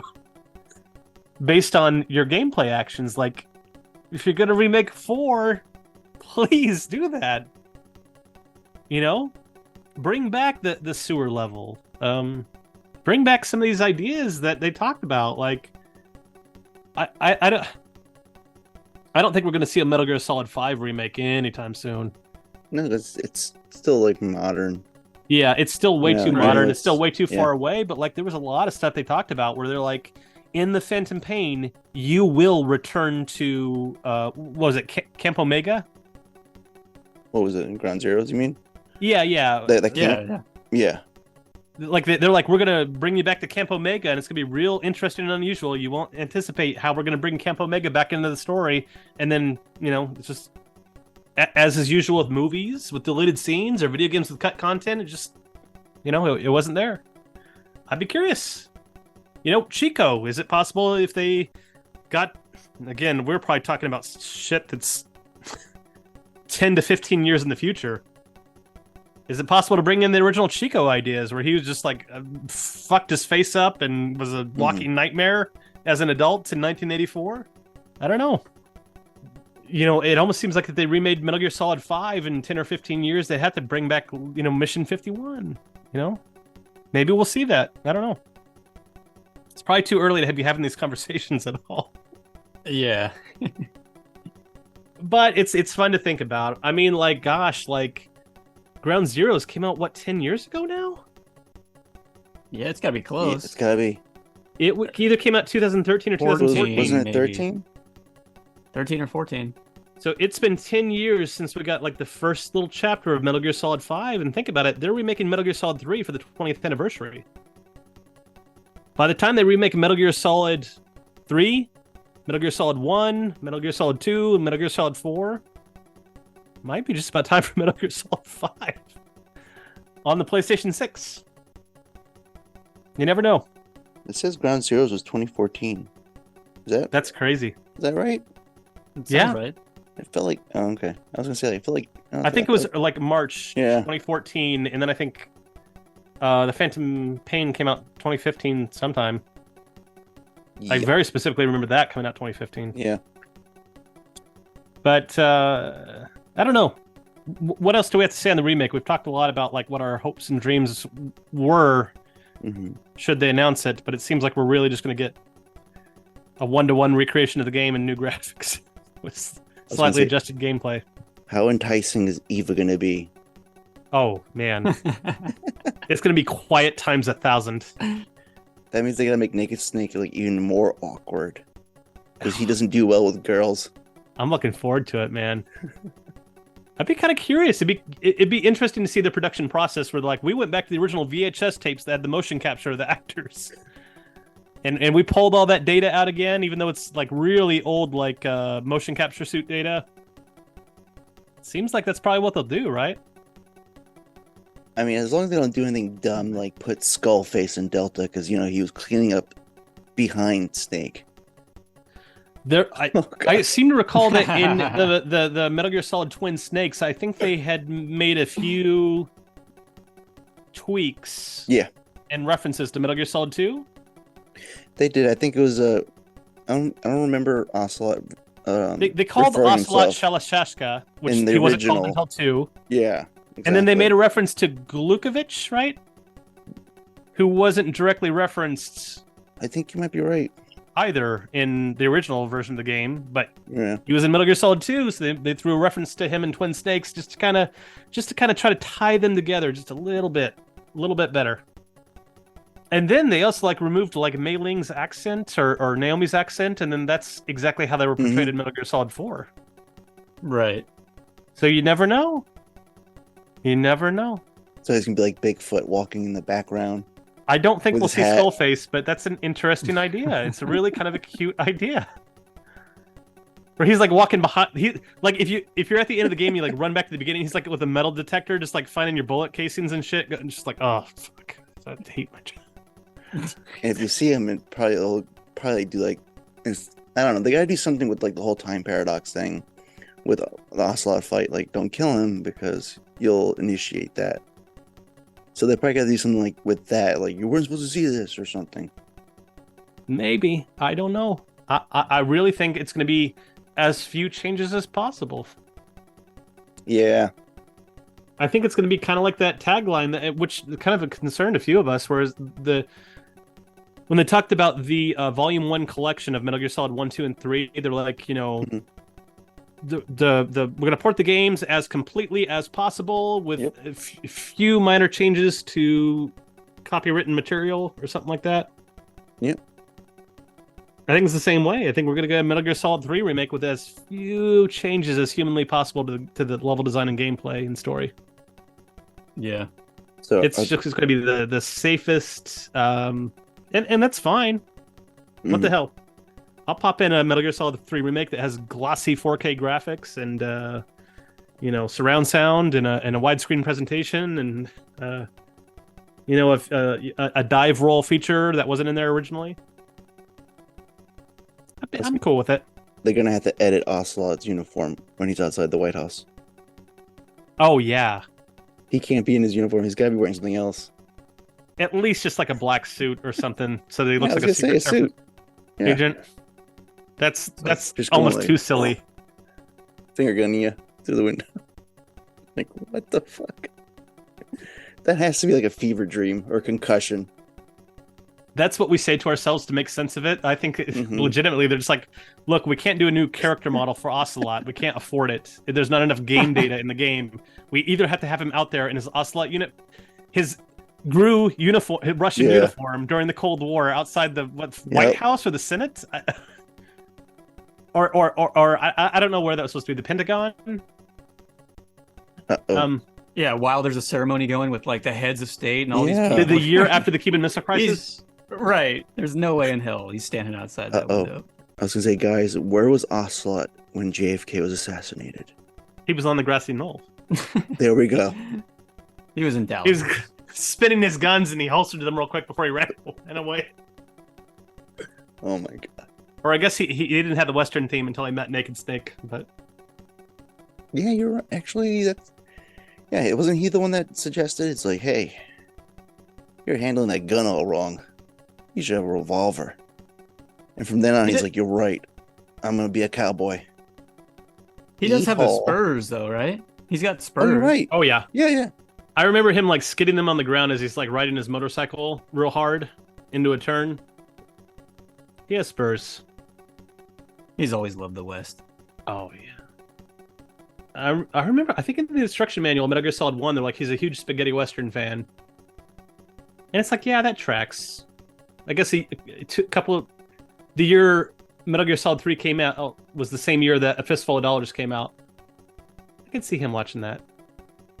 Anyway, I don't know what else to say about the 3 remake. I mean, right now, like they've just announced it. There's a little teaser trailer that clearly doesn't have any greater meaning other than just like, there's gonna be a big jungle with Metal Gear Solid 3 stuff in it, and there's 5 screenshots. And I think we only learned the game. Like there was a letter from the game developer, but it was signed the game developer. Right. Yep. And then a little bit of digging. I guess people realized it was, I want to say Virtuoso. I think it's something like that. It sounded like a Chinese company that was, maybe backing up some of the people that were originally on the MGS3 team. I'm not familiar with them, but I'd imagine they were probably vetted and it seems like it'd be really hard to screw up a remake of a popular game. I don't know. If you have the resources, if you have the game developers, and they're like, well, you don't. Here's the source code, and here's all the performance capture videos that we shot on set. If you have all that going in, and you can, like, you know, the people are sitting at their workstations with a PlayStation 2 or 3 playing the old game, going, oh yeah, we need to make it like this. It'd be really hard to screw it up, I feel. Of course, it's silly of me to say when so many other things have been screwed up recently in terms of remakes. Famously, Resident Evil 3. I think Resident Evil 4 sort of has a so-so opinion of it, the remake. Yeah, it comes down to that dodge. What's funny is when I played through it, I just thought I was sucking. And then it sounds like everyone else was like, no, it's just kind of hit or miss if it actually triggers or not. So there's that like do they still do the full motion video cut scenes where you have to like hit X over and over again to dodge a boulder? Or no, yeah, they've taken out the quick time like button pressing or whatever. Oh, thank God, I hated that feature. Well, some people that's the charm of it. That's the you know, the breakup in the actual gameplay or whatever that people liked. But I like the dodge or like the parry. I mean, but yeah, I guess I just thought I was bad at it. But it sounds like there's a little bit of randomness to it where it doesn't necessarily even like trigger. So that kind of sucks. Does that add to the terror or the survival horror nature of the game, or would you just say that's just bad gameplay mechanics? It might just be bad gameplay. I mean, it definitely adds to like the horror when like you think you can block. It's like a coin toss of whether or not they'll hit you with a chainsaw or a pitchfork. Yeah, exactly. And then you take a chainsaw to the face, and you're like, okay, well, it's definitely scary, but yeah, I thought I could block that because I was in the right position in the right moment, and then it just didn't happen. And that's how I felt in Alien Isolation. I was sitting in my locker, the alien walks right up to it, and the game's like, press X over and over again. I'm like, oh God, this is fast enough. I know it's fast enough, and he'd open the door anyway and eat me. I never stood a chance. I was going to say, Clint, I love those QTE events, okay? I hate those them. were my favorite. Let me explain a little something. We're all the same age, aren't we? Roughly? I'm 38. 38 as well? Yeah. About to turn 38. All right. So yeah, we're roughly all the same age. What system did you guys grow up with originally? I originally had a Nintendo. Yep. And NES. Yeah. Okay, so we had NESs, and there were some certain games that had cutscenes. I mean, like, did you guys play Ninja Gaiden? Mm-hmm. Yeah, Ninja Gaiden kind of had cutscenes, but like cutscenes always felt like a luxury. It felt like, oh, I've earned the cutscene. Right. I fought this really hard fucking gameplay, and I made it to the cutscene. Yes. And I'm gonna try to beat the next level so I can see what that cutscene is. And more as games evolved, I remember the first time my friend owned a Sega Genesis and he loaded it up, and at the very beginning it said Sega, and I'm like, oh my God, your video game console just said a word? Like, that blew my mind that a video game console could say a word, because it could happen in the arcade, but I never saw it happen on a home console. And then, you know, everybody's laughing and snickering, but like shortly thereafter, like that was the era, mid-90s, where computer games, I'm at that point I mostly played computer games which had like full motion video, like Command and Conquer, where like you'd beat a level and then like this guy who they filmed would talk to you, who was your, you know, General Shepard, I think his name was, where it was like you sort of were earning the cutscene, which was the next part of the story. And you could kind of sit back and watch it like a little movie and go, oh yeah, this is a cool cutscene. This is filmed, you know, cinematically, and there's somebody giving a performance in it, and it's the next part of the story. It was kind of like you were earning it through hard gameplay. Well, then I got to then, you know, a decade later, cut to the first time I played Resident Evil 4. And I'm playing the game, and I'm struggling to fight through a village of zombies with pitchforks and chainsaws, and you get to that first cutscene, and it's like, I made it to the cutscene, and I'm sitting there, and I'm sitting back, and my arms are folded, and I'm joining the cutscene, and a boulder's chasing me, and suddenly it's like press X over and over again. I'm like, what the hell is this? I want to kick up my feet and enjoy the next part of the story. You're making me work, you assholes. Pull that crap right out of there. I never cared for it. Yeah, I definitely died on like that first Kruger fight or whatever. You're just sitting there like he's talking or whatever, and you're like, okay, let me put this controller down. Bullshit. And quickly, it's like press L1 or press, X and circle. Everyone was going nuts, I'm just dead. showering Resident Evil 4 with praise, and I was the one that was like, "This sucks. This is ruining games." I guess I'd never put the controller down because of that game. It's the stupidest thing that you have to press a button during a cutscene as like part of the gameplay to me. It's like, okay, the screen says press the X button, so I have to press the X button to survive. It's like, that's not gameplay. That's not gameplay. Gameplay's like when the bad guy's coming at you and like you have to know what the buttons do and you have to like make the character do things. But like just like pressing a button like XY triangle to like dodge a fucking something coming at you? No. That's not gameplay. That's just annoying. I was gonna say that's what they call it. No one says I love the event. gameplay during the cutscenes. Like that's just. But it's an event, Clint. An event. A quick. That's time right. It's an event. event. I earned. I should get to kick back and watch the event and enjoy it, just like Metal Gear. Can you imagine Metal Gear? Imagine if they remake Metal Gear Solid. Mm-hmm. And you get to Kenneth Baker, and he's going on and on about the Start 2 Act. We just, got rid of all the nuclear missiles, and they're showing footage of nuclear missiles taking off, launch pads in 1950. And then suddenly you have to press the X button. or something will happen. The bomb goes off accidentally, or the cyborg ninja cuts your head off because he came back to the... No. Just give me the goddamn story during the cutscene. I'll do something better. When those two guys have heart attacks, you quickly have to hit X to resuscitate them. Yeah. Oh, that's good. That's actually pretty good. Don't die on me, damn it! What's wrong? Pound the chest with square or circle. But it's like you could never save them. Like, I get what you're saying, though. Like, there is an interactive element that you could add. Yeah. I don't know. I guess they kind of do that during the torture scene, though. Oh, yeah, true. Where you press X and survive the torture, or Meryl dies. Yeah, I was just saying, the only thing they really did was, like, they, hit R1 to, like, see viewpoint or, like, see additional pictures or something. But that was, like, a cool Easter egg. Yeah. The first couple of times you could hit R1 and see, like, new stuff, I missed it because I wasn't anticipating it, but... Mm-hmm. It gave me a reason to play through the game again and go, okay, this time when I play through, I'm going to hit R1 during all the cutscenes and look around the room. That's like a cool way of doing it.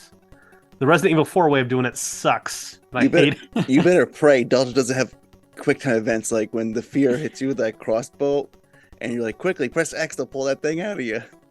If they add quick time events to the fear fight, which is probably my least favorite boss fight in any Metal Gear game, I'm going to fucking explode.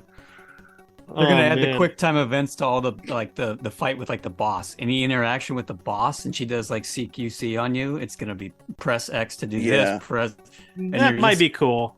Or like you're gonna get caught off guard at least the first time, and then I could, I'll probably be throwing a controller or something too. Like what the hell is that? They kind of do it during some of the like when Eva. Every time Eva talks to you, it's like you can press R1 and like Snake's just like looking right at her rack. Yeah.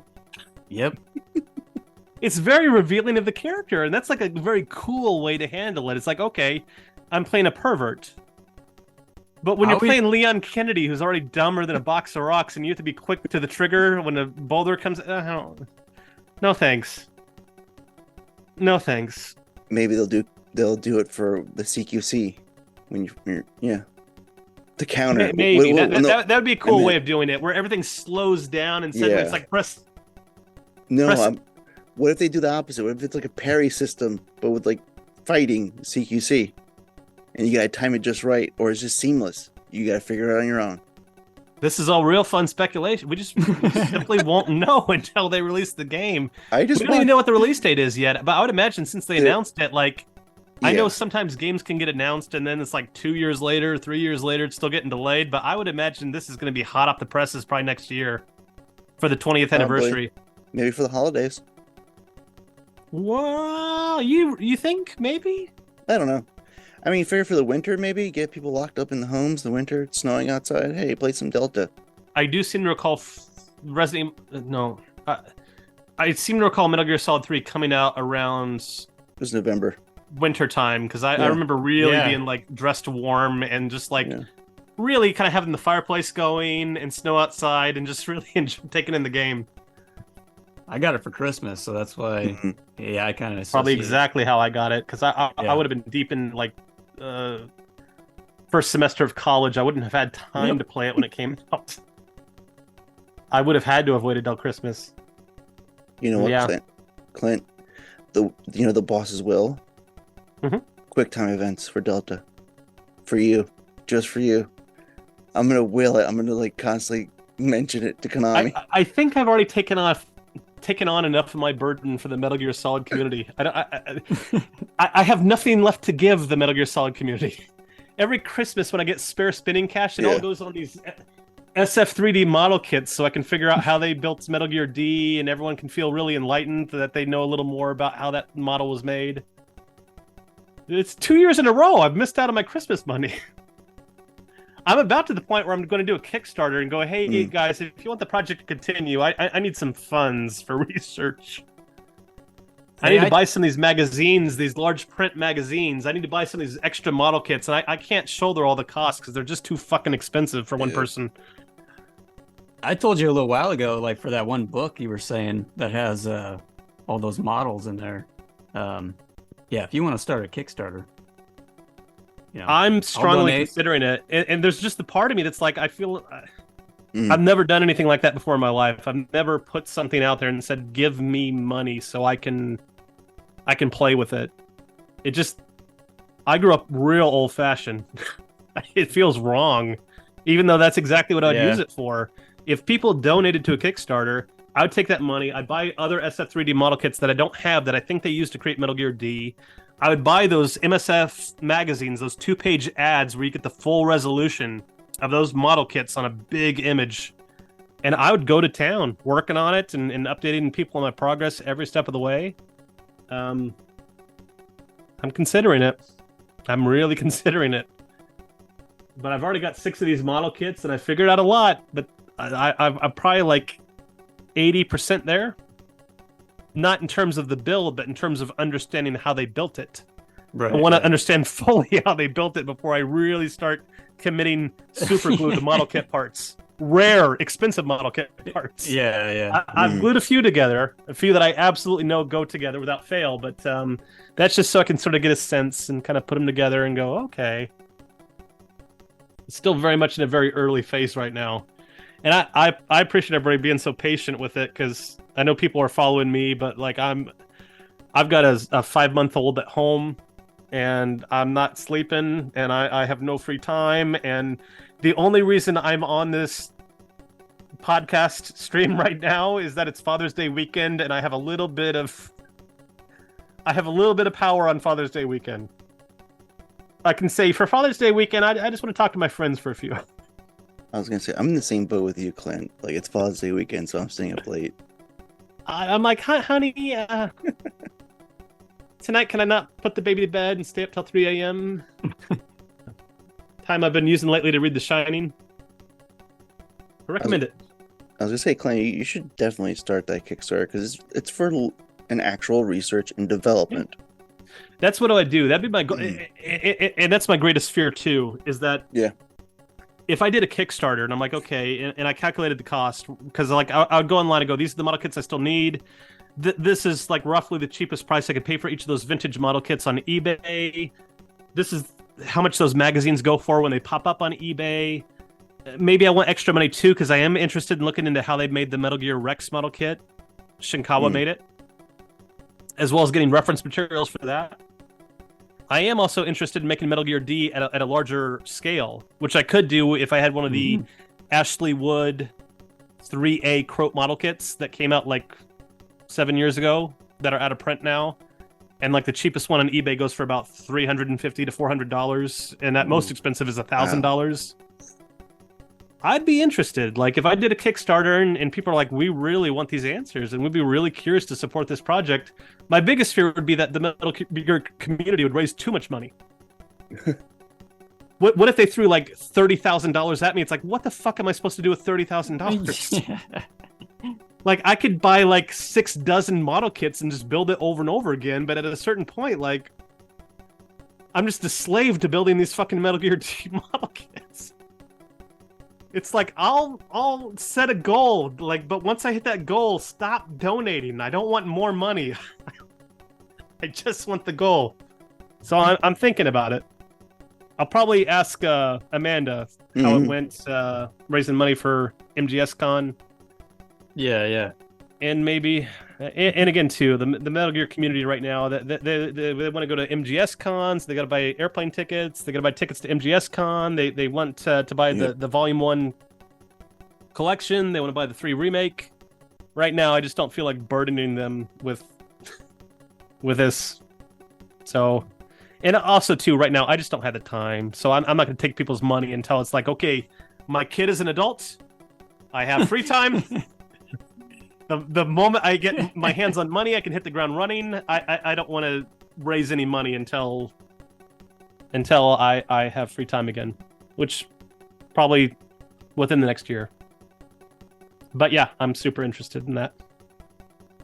Yeah, I mean, the response to MGS Con, that was, I mean, I know you guys were watching it too, but it was really fun in the last few days, watching that whole thing kind of come together and just kind of rooting for it. It was the craziest thing because, Amanda said it herself on some of the podcast appearances she's done. Whereas, like, I forget how early she started it. I don't know if it was like a 30-day. I think it was 30 days. I remember when it hit the 2-week mark. It's like it's not halfway there, and it's supposed to. It's we're at the halfway point. Right. Yeah. And then it got down to about 3 days left, and it's like, oh my god, it looks like it's gonna fail. And I don't know. I mean, I know I tried to do what I could, and I know Johnny, you did a lot too, and a lot of people did a lot. Where it's just like, look, people aren't looking for this thing. People aren't looking for this Kickstarter link. You have to throw it in their timeline again and again and again and again. Yeah. So that they feel like it's legit and they feel like it's out there. And I don't know. I think once we approach that deadline and people realize, oh shit, when they asked for donations, they meant from me. They didn't mean from other people that weren't me. Right. Like, if we want this thing to happen, we got to pitch in some money. So, and I know, Johnny, you and I did a couple of streams to raise money for it. I started gluing some model kit pieces together, and you did a playthrough of Metal Gear Solid 1. And I know there were even bigger streams. Who were those guys who did like a 36-hour run of Metal Gear or something? DRK, I think. Yeah. That was incredible. I know Kojima Frequency did a few live streams for it. It was like we tried to do what we could. It was kind of just fly by the seat of your pants, make it up as you go along. Hey, Metal Gear community, look at me. Yeah. Donate. Right. Donate now. Yeah. And luckily we pulled it off. But we've talked to Amanda where it's like, look, if you need to do a Kickstarter again next year, we should plan something where it's like. On day 1 of the Kickstarter, there's going to be a live stream of Apache doing this blindfolded. On day 2, there's going to be a live stream of Johnny talking about Johnny Sasaki and his diarrhea problem. There you go. On day 3, maybe I'll throw some model parts in front of my little camera here and show you what's going on. Glue a couple fingers together or something. Oh, I was totally doing that. I was gluing things, but I was so distracted because, like, Johnny was talking, Amanda was talking, Nitroid jumped in at a certain point and was showing us real cool stuff modding Metal Gear Solid 2. Yeah, I was there. And yeah, I was like, I was watching. Fuck, I was gluing my fingers together and I was dropping model pieces on the floor. I'm like, this is a fucking nightmare. I just started messaging people like, hey, can you come on this? Like, you got free time? Like, just anybody I can get my hands on. You know, God knows what actually contributed or helped. It may have just been us tweeting and retweeting the link over and over again, and it was none of the live streams. I don't know. I know some of the live streams attracted a lot of people. I remember when you were doing the MGS1 playthrough, what did we have toward the end? It was like 200, 300 people.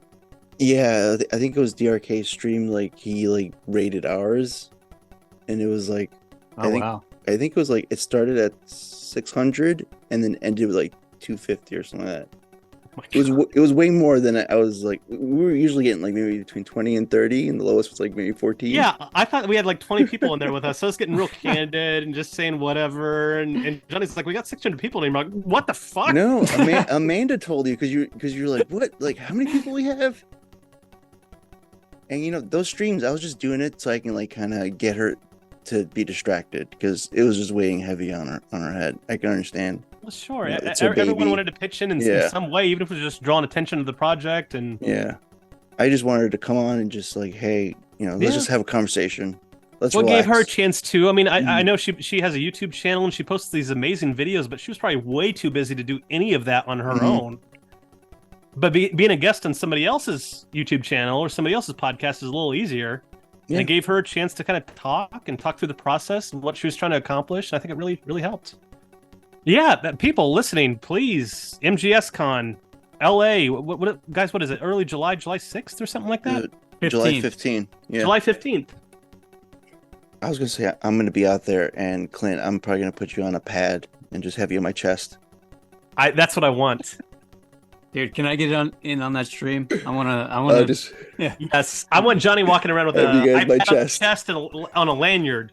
Yeah, I want to experience. I want Johnny to be my avatar for me to attend MGS Con. It'd be like Quaid or something from Total Recall, like there you go.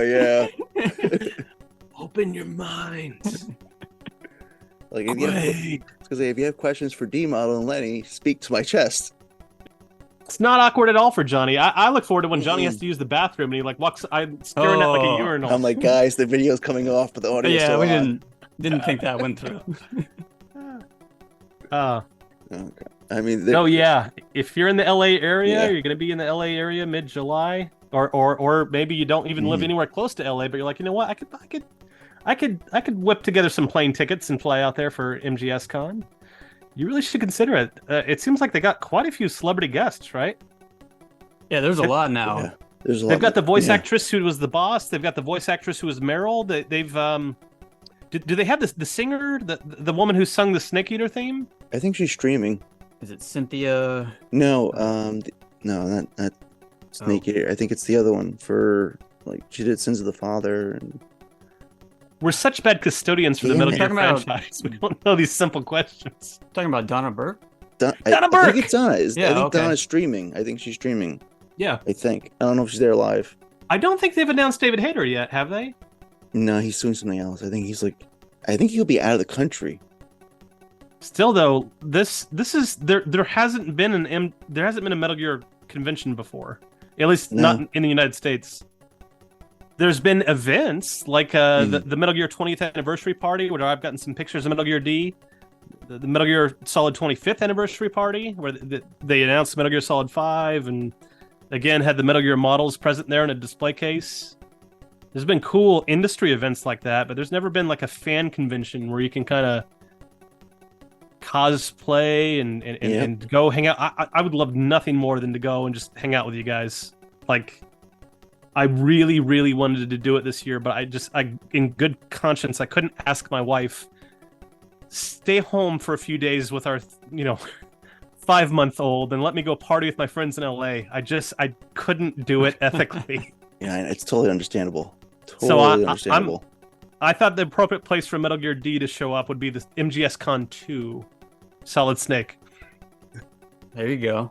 So that's my plan. I'll be at the next one she throws next year. Will you dress up as Metal Gear D? Like cardboard? I can figure out how to build it. Yeah. No, like the model. Like you literally just build a costume like made out of cardboard. Yeah. If I can figure out how to build it. My statement still is the same. Either that or you got to come as Gray Fox. Now that I would do. Oh yeah. Dye my hair white and however he was dressed in that second game, green fatigues, I think. Yeah, I think that's all it was. Yeah. Johnny, we could set your head on fire and you could be Solid Snake to my Gray Fox. It'd be a lot of fun. I don't even know what's the total amount, because I think we talked to Amanda way when it started. Like when it was when it kicked the goal was 15,000 and she raised 17,000. No, I mean in attendance. I'm not even sure how many people, because she did mention in those streams there was a limit, because they still have passes available for if you want to be there thrown physical. Some numbers out there. I know there's I bought the Kernel tier, which is those of us that are going to try to watch virtually. Yeah. Whatever they have set up, and there's a lot of people who are attending virtually. Yeah. And we had all kinds of talks at the time of gosh, we're gonna have a chat room where we're all in the chat room together, and then there's a camera where we can see what's going on at various events. Yeah.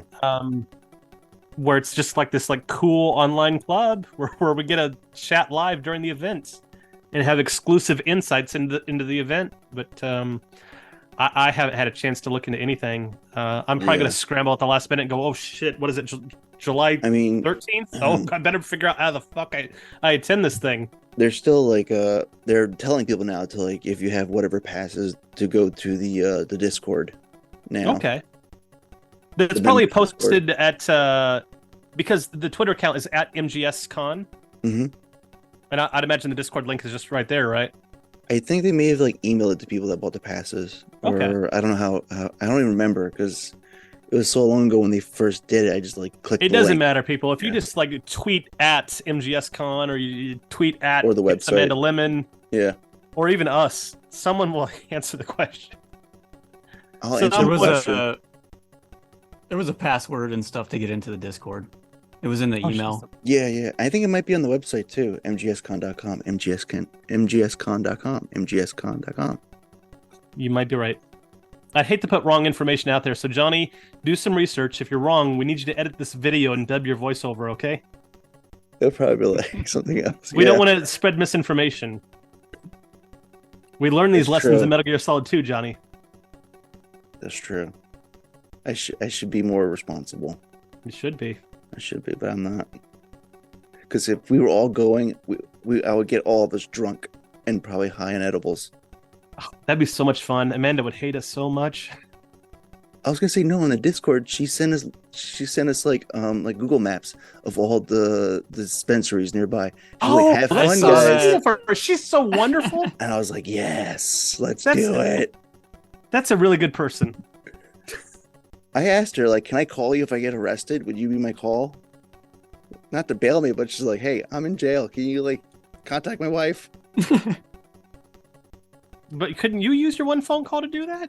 I wouldn't do it. She'll scream before she'll let me, like, tell her what's happening. We should just carry a suitcase full of cash with us in case we need bail money. That seems like a smart decision in LA, right? Yeah, that's a great idea. Lenny, are you going? No, I got a wedding that I'm going to.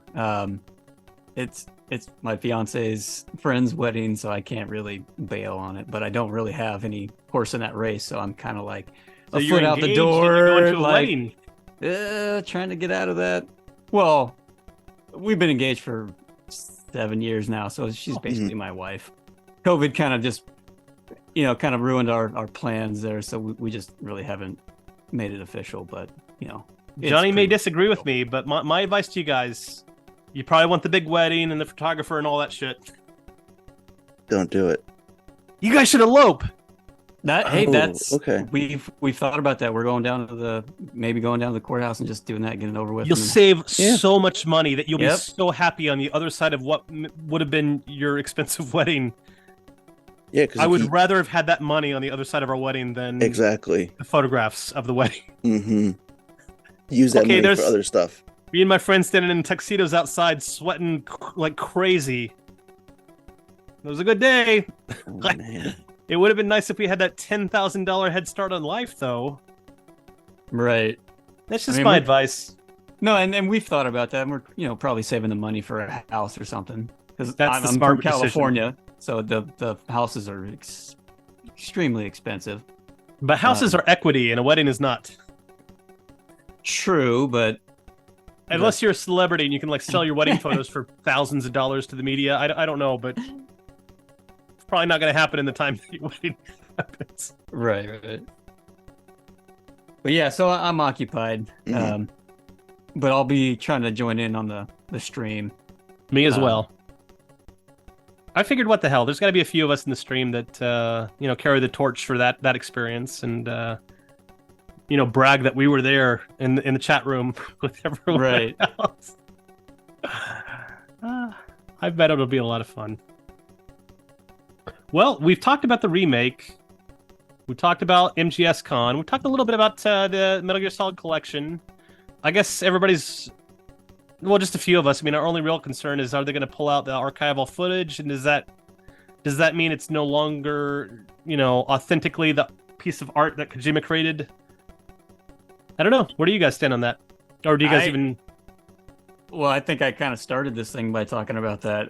In the replay that I just did, though those scenes definitely ground a lot of the actual like context and dialogue.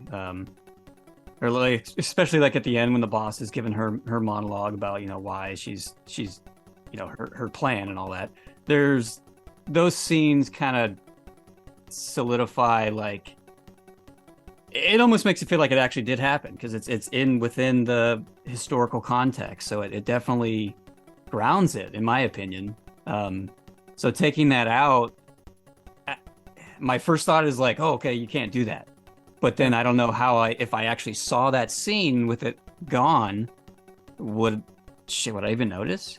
Like if someone just question. I mean, it's all vague recollections. When the boss starts talking, like I imagine that they show footage of like the Mercury astronauts.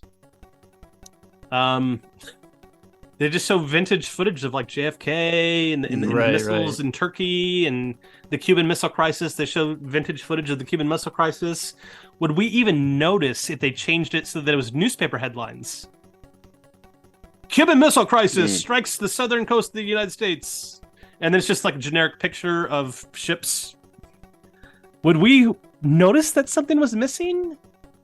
But even beyond that, is it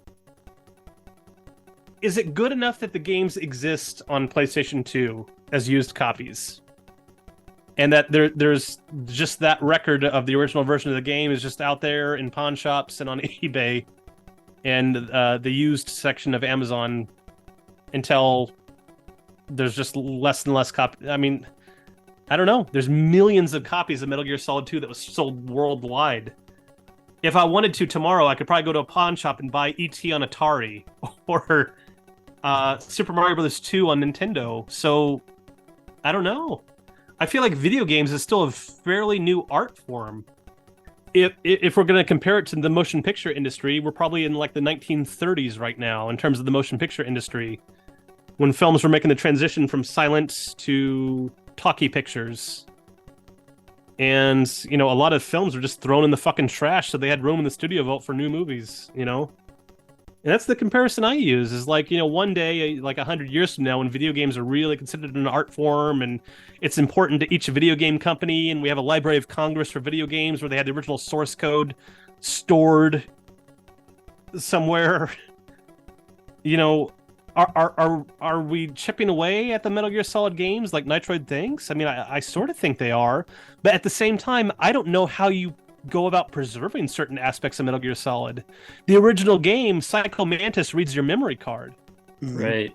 And says, I see you like to play Castlevania on PlayStation 1. Yep. How can you possibly preserve that other than re-recording new dialogue from the voice actor and reprogramming the video game to read your save data on your PlayStation 5 to create something that's a close approximation? Because nothing will trigger that cutscene unless you tamper with it a little bit. And if you don't tamper with it a little bit, it's just lost to history unless you're playing it on your broken, used PS1 that 7 people have owned before you. If you bought one on eBay recently just to experience the original game, but even then you would have to have played a whole bunch of other games that you probably aren't going to play to trigger that cutscene. Or switching your controller port from Control Port 1 to Control Port 2. There are certain things that's like, it's tough enough to preserve. To me, that's the tough stuff to preserve. That paying the rights for archival footage, that's just a bill that they have to pay. Right. Yeah, it should have just been a bill, and they should have just paid it and then included it. And then, but also too, like we have no insight into the. They may have paid $500 for archival footage back in 2004, and then maybe those companies that own the archival footage are like, shit, they use that footage in a video game series that sells millions of copies worldwide. We're gonna charge you $3 million for it. Yeah, when the license needs to be renewed. And I just wish Konami would come forward and say, yeah, that's what they're doing. We had to renew the footage, and now they're charging us, 17,000 times as much, and we don't feel like that's. And then we as fans could go, yeah, you know what? I kind of agree with you. It's not that important, but I feel like we at least Because not getting an answer just makes me feel like Konami's being cheap. When they're like minimal edits to the archival footage, I'm like, oh. Are they really charging you that much for old footage of JFK and the Mercury rocket that's taken off? It's in black and white. I find it really hard to believe. I mean, going back to like when I was doing those live streams, playing the integral port, as I'm playing, I think both Amanda and people in the chat noticed like, oh, Psycho Manus didn't mention anything about memory because you're playing on a PC. Then you're not changing your port on your controller because again you're playing on a PC, playing through Bluetooth. So for somebody who's played the games, that is something you're missing, and you go like, well, that was kind of like the magic of it for this game. But for new players, they're not going to know anything about it and just continue on. Mm-hmm. So it's kind of like that double-edged sword where it's like, all right, the people who play this game will remember. It was, to me, when I played it, it was very minimal. It was still seamless, and I mean, the only thing I could think they can do for when they port 3, are they gonna? I mean, obviously it's minimally edited, but what are you doing to cover it up or to like make it go through like basically seamless as you're playing? Are you going to show different, are you going to show the characters as they're talking about such and such? That would be a solution.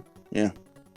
But it's kind of like a editing montage. And you think of Kojima as the director, being in the edit bay, deciding what shots he wants to use and what he wants to zoom in on or what he wants to pan over on. I don't know what the answer is. Just having a shot of Snake standing there talking on his radio, that's a solution. Like I said, kind of like at the beginning of the game, has all these newspaper headlines. You could have a montage of like newspaper headlines with like historic photos that you don't have to license. Or you just fake photographs on fake newspaper headlines rather than using archival footage, which for some reason is super expensive, or it's the exact same fucking rate and they just don't want to pay the fee because maybe Kojima the auteur was like, yes, I want to spend $500,000 in this archival footage. But now that he's long gone and the company's stuck with this renewal fee bill again, they're like, fuck that. We're not paying $500,000. We're not losing $500,000 of profit just so there's a couple of extra clips of JFK in there. I wish we knew more. They're doing probably the responsible thing as a company and not sharing more information than they need to share. But at the same time, too, if we don't have an answer, it just feels like they're not being transparent. It feels like they're being a little cheap about it. Yeah. And there's already so many things about the game that are so hard to preserve. It's like, this is one of the easy things. All you have to do is write a check for it. We don't know how much that check is because we're not in the industry, but it seems like a video game would pull in a hell of a lot more money than archival footage would cost to rent out for another 20 years. It's like one of those things where you're not going to make everybody happy because Konami can come out and show like a side-by-side comparison, like this is with the original and this is what we're doing, and then people are just going to be like, I don't like it, or other people are going to be like, oh, I didn't notice anything. If I could go to Konami.com and they have like a little mini documentaries about the production of the game where they're like, okay, here's how it was edited before, and here's how we've had to re-edit it without that footage now, and walk us through the process, I'd probably feel a lot better. But I have to admit, with Lenny, when the games come out and we replay the Volume 1 collection, I don't know if I'm going to be able to spot what's missing.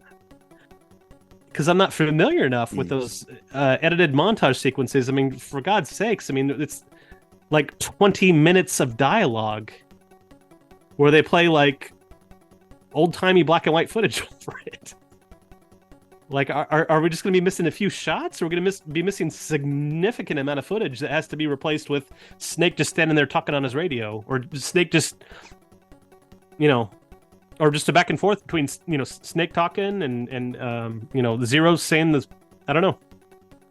I mean, they could have run an experiment. Konami could have run an experiment and said, this is the group that owns that footage, and this is what they want to charge.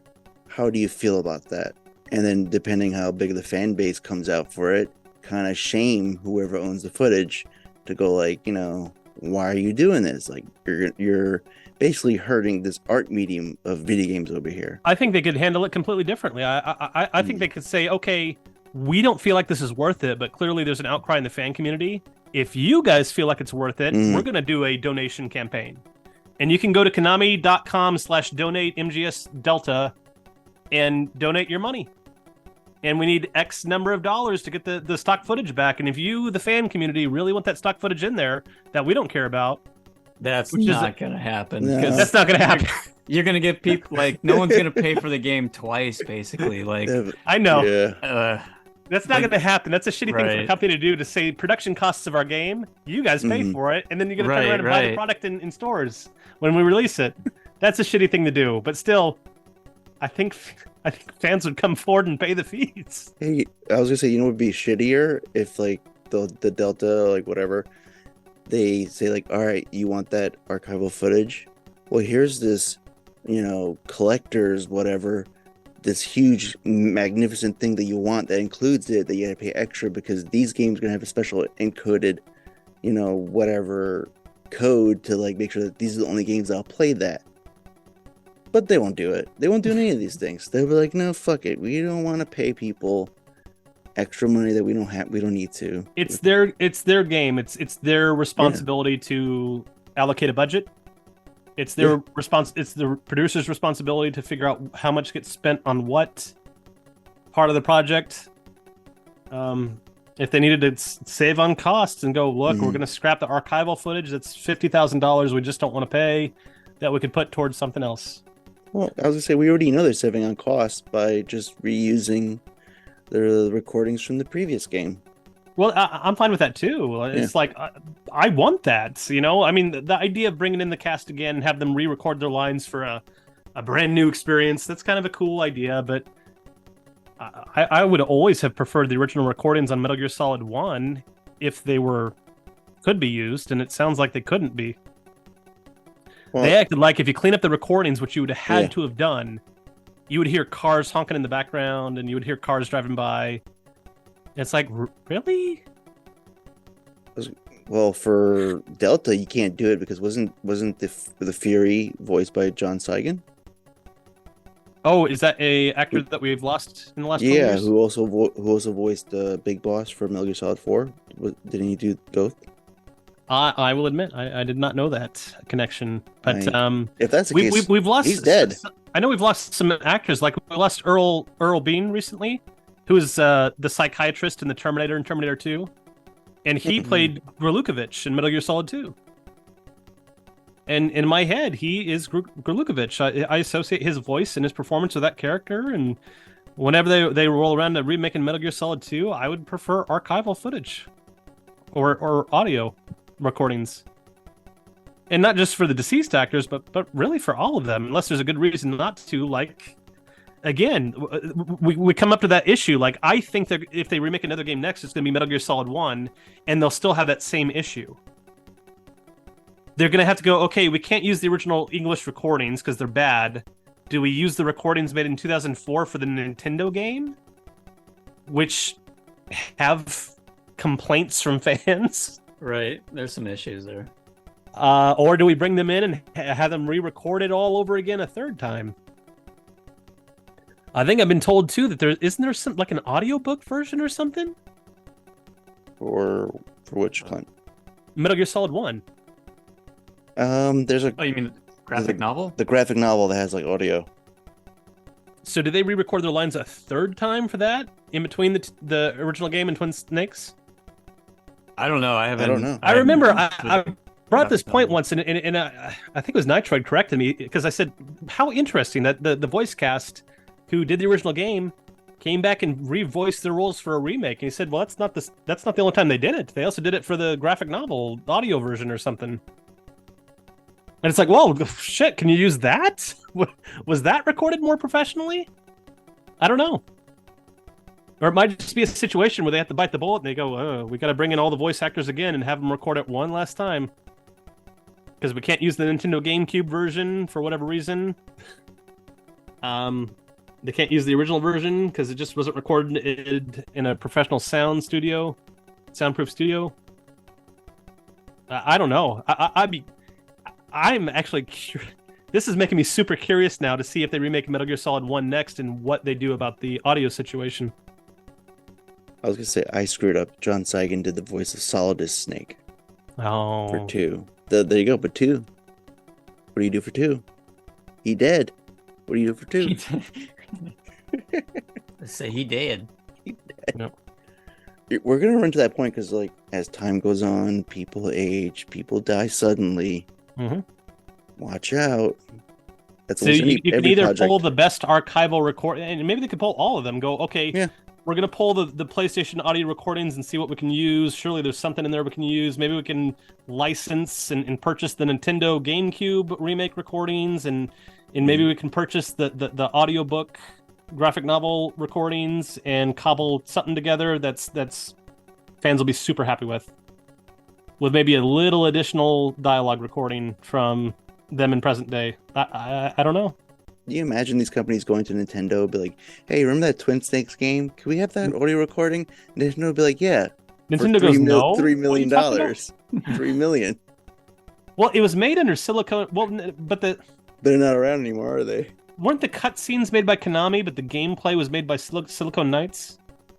But I also know that they brought in like a famous Japanese director who was hot in the early 2000s. But he was like a director that did a lot of bullet time bullshit in the wake of The Matrix, and Kojima was a fan, I guess, and was like, "Oh, do your thing, man, direct the cutscenes however you want, make it crazier." And that's where we have the backflips off missiles and stuff, and Snake having little panic attack freakouts, and all the stuff that people complain about. That I'm like, guys, it's a different game. I mean, the remake is not the official Metal Gear Solid 1. It's just like a cute, fun, different experience, and that's what I feel about this Metal Gear Solid Delta. It's like, okay, this is not the breakthrough game. This is not the game directed by Kojima, which is going to be the official Metal Gear Solid 3 in people's hearts. But this will be a fun, like, remake, a little revamp of that experience where we get to buy a game that's got glossy graphics and new gameplay, and it's like we all have fun with it for a couple of years. And based on the quality of it, might stand the test of time, might not. I don't think Twin Snakes stood the test of time. You can't get it anymore. It sounds like sounds like Resident Evil 3 didn't stand the test of time, and people are going to be glad to forget that game. But Resident Evil 2 sounds like people are going to be playing that 20, 30 years from now. Delta has to be a solid game because Konami is not liquid. Konami's not going to liquidate their assets. No. Yeah, I'm excited. It won't be. I'll never look at it as and this is the discussion a lot of people have when it comes to remakes. Is it gonna? It's never gonna replace the original. It's just gonna be. Is this remake fun? And is this remake gonna be in the rotation when I go through the Metal Gear games, or is it gonna suck and I'll forget about it as quickly as I decided to purchase it on day one? Someone's going to stream the game, and it's going to be about what can Snake eat. I'm thinking like weird stuff. Like, what are weird things people are going to stream about for the game? I know I feel like Apache has been deflecting questions about streaming the remake. He's like, guys, I streamed the original one. That one I know like clockwork. I feel like we're going to see Apache stream the remake. I feel like it's going to come out. He's going to play it over and over and over again, and I feel like within a couple of months we're going to see him start to stream it if it's a good game. Yeah, I think he mentioned that if it's good, he'll stream it. Maybe. I mean, if I were in his shoes, I totally would. How cool would it be to hold the world record on the original game and the remake? I mean, I wouldn't know. I'm not that good. I have no idea. I'm not that good either. It There's the part of me that's like, I would like to do the Ghost Babel level 1 thing, which apparently you can master in a few minutes, just to have my name on a world record. But that one's like almost a lark. It's like a joke. But then you go into like how speedrunner friendly would Delta be? New gameplay with slick graphics. new slick modern gameplay, but it's like the PS2 level design, which is really short and easy to run through if you just run through it. That's why I really feel like, gosh, I'd really love it if they just open those fucking levels up. To me, that's the difference I want. It's like you guys are already delivering me the original Metal Gear Solid 3 on a silver platter later this year. I'm going to be playing those levels over and over again over the next year. And then when Metal Gear Solid 3 Remake comes out, unless you've like radically changed something, it's not going to be this mind-blowing experience. I mean, it probably won't ask you, like, what's your favorite Metal Gear Solid game? In the beginning. Of 3 Remake? For Delta, yeah. It probably won't ask you that, so you can get, like, the Raiden mask, or what is it called? Raikonovich? Oh, I'm so glad you brought that up. I was thinking about that before the stream it'll be fun to see what Rykov looks like in this remake. I don't know. Like, probably more weird. Well, he'll probably look more realistic, but it's like, oh, that's what Raiden looks like in 4K, or that's what Raiden would look like on modern consoles. This is going to be kind of a fun, interesting experiment. Speaking of faces, what do you guys think of Snake's face? I'm fine with it. I know I think Nitrid came out and said it doesn't look like Snake to him. It just looks like generic white action man. I think I agree with that. Like, until I hear the voice, but I have to hear the voice. Like, for something about it just seems different. I can't describe what it is, but it just doesn't necessarily seem like him. But if I hear the voice, there probably is that connection, and then I'm like, okay, yeah, that's Snake. But I don't know. Right now, I'm in this weird boat. Like, I just look at him and I'm like, we know it's going to be David Hayter's voice. They probably did themselves a disservice not having like a David Hayter line slapped in there. Kept you waiting or something. Kept you waiting, huh? Would have been the easy win. You're not wrong. He looks leaner or just ever so slightly different. But then it's also like the resolution's a lot different, right? Like, this has to be a higher resolution than Metal Gear Solid 5, right? Yeah, or the was it the pachinko? Or yeah. And there are people who really hate the way the pachinko one looks, but I thought I had no problem with it. I thought it looked great. People have been very critical, but the thing is like when you make a Metal Gear Solid game on different hardware, more advanced hardware, you got a lot more pixels to play with. You got a lot more facial animation to play with, and it's inherently always going to look different. In Metal Gear Solid 1, his face was just motionless pixels that would just kind of nod up and down as he talked. Then when Metal Gear Solid 2 came out, I remember it just felt like someone pulled his face out of that blurriness, and it was like, oh, he looks good. Yeah, he didn't have eyes in 1. Yeah, and then he just had like dark shadow underneath his like, bandana, and it was like, oh, okay, there's eyes in there, I guess. And each time they've made a game, it's usually been on more advanced hardware, where his face has become more and more and more defined. And we've always cut it slack because Kojima was at the helm. Now Kojima's not at the helm, and we're starting to question things. If Kojima was the producer on this thing, or Kojima came back and said, I want to direct a remake to 3, and Konami said, yeah, would people be having the discussions about his face? I don't know. You're probably right, because I think I would just, consider it. Yeah, I would just say I have my trust in Kojima, but he's gone now. So it's like, do I trust this corporation that's just trying to make a buck here?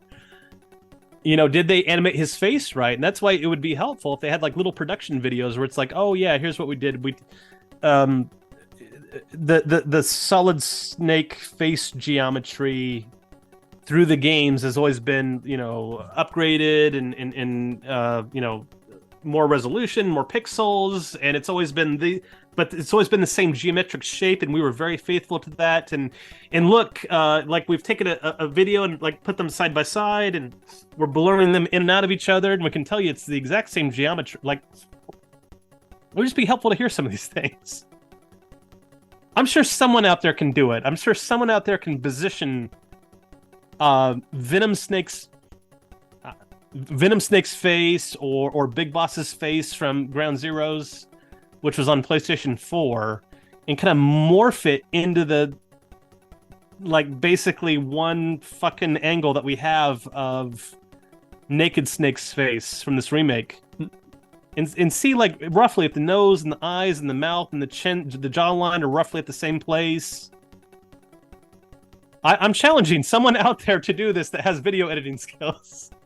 No, I think someone snap a screenshot of Big Boss's face from Metal Gear Solid 5, which was the newest hardware snake face we have from Kojima, and compare that to what we have in the Delta trailer and see if it lines up pretty well.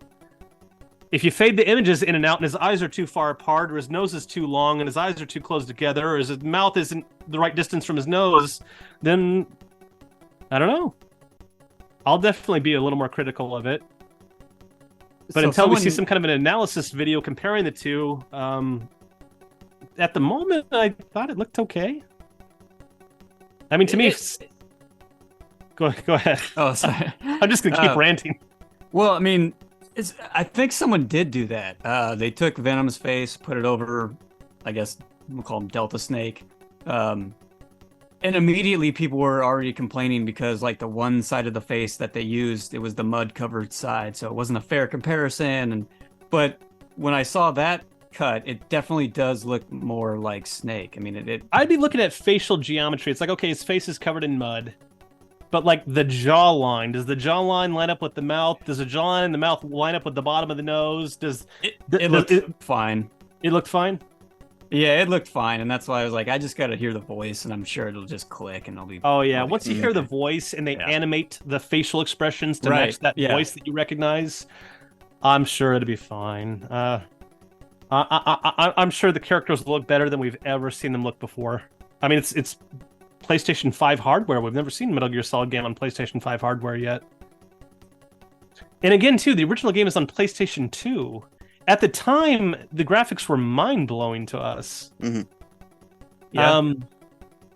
I remember back in the day, it was like, okay, we've rendered the games in HD, even though I think the PlayStation 2 could only handle standard definition, and we were all playing the games on standard definition CRT televisions. And that was a big deal. It's like, okay, they've rendered the graphics in HD, and they've animated it in HD and all that stuff. It's just we're playing it on standard definition hardware. And you know, that's the way to do it. To the source code, and when you make the things, it's in a higher quality than what the final product will be playable on for the average consumer. You know, if they said, oh yeah, we're Metal Gear Solid Delta, we're doing the graphics in 8K resolution, that would be a good thing, right? I mean, granted, consumer grade TVs right now are only 4K, and I think the PlayStation 5 can only do 4K. But if they're animating it in like higher quality and higher resolution, but you know, and that kind of future-proofs it too. When they did the HD collection on the PlayStation 3, they were able to do that because the games were designed in HD, it's just they weren't presented in HD.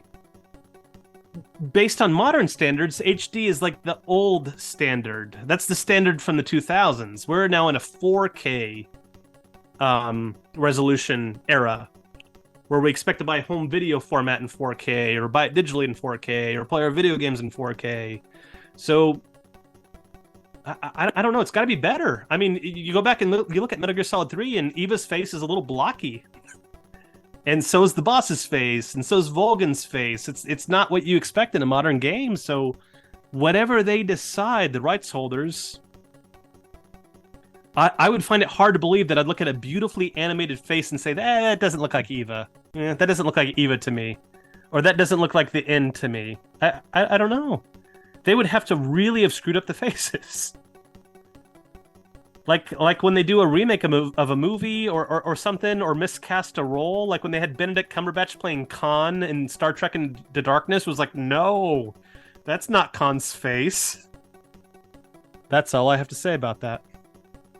I mean, you're probably right with the whole animation or facial animation stuff. Like once you actually see that happening, it'll be fine. It'll be it'll probably be fine. We don't really have anything to criticize. I mean, the camera panned through the Delta, and or the tree roots that look like a Delta symbol, and it panned in on this kind of generic action hero looking face that was kind of snake looking, and then it just panned up, and we didn't see him really express or emote or talk. So I don't know. We don't have a lot to go on right now.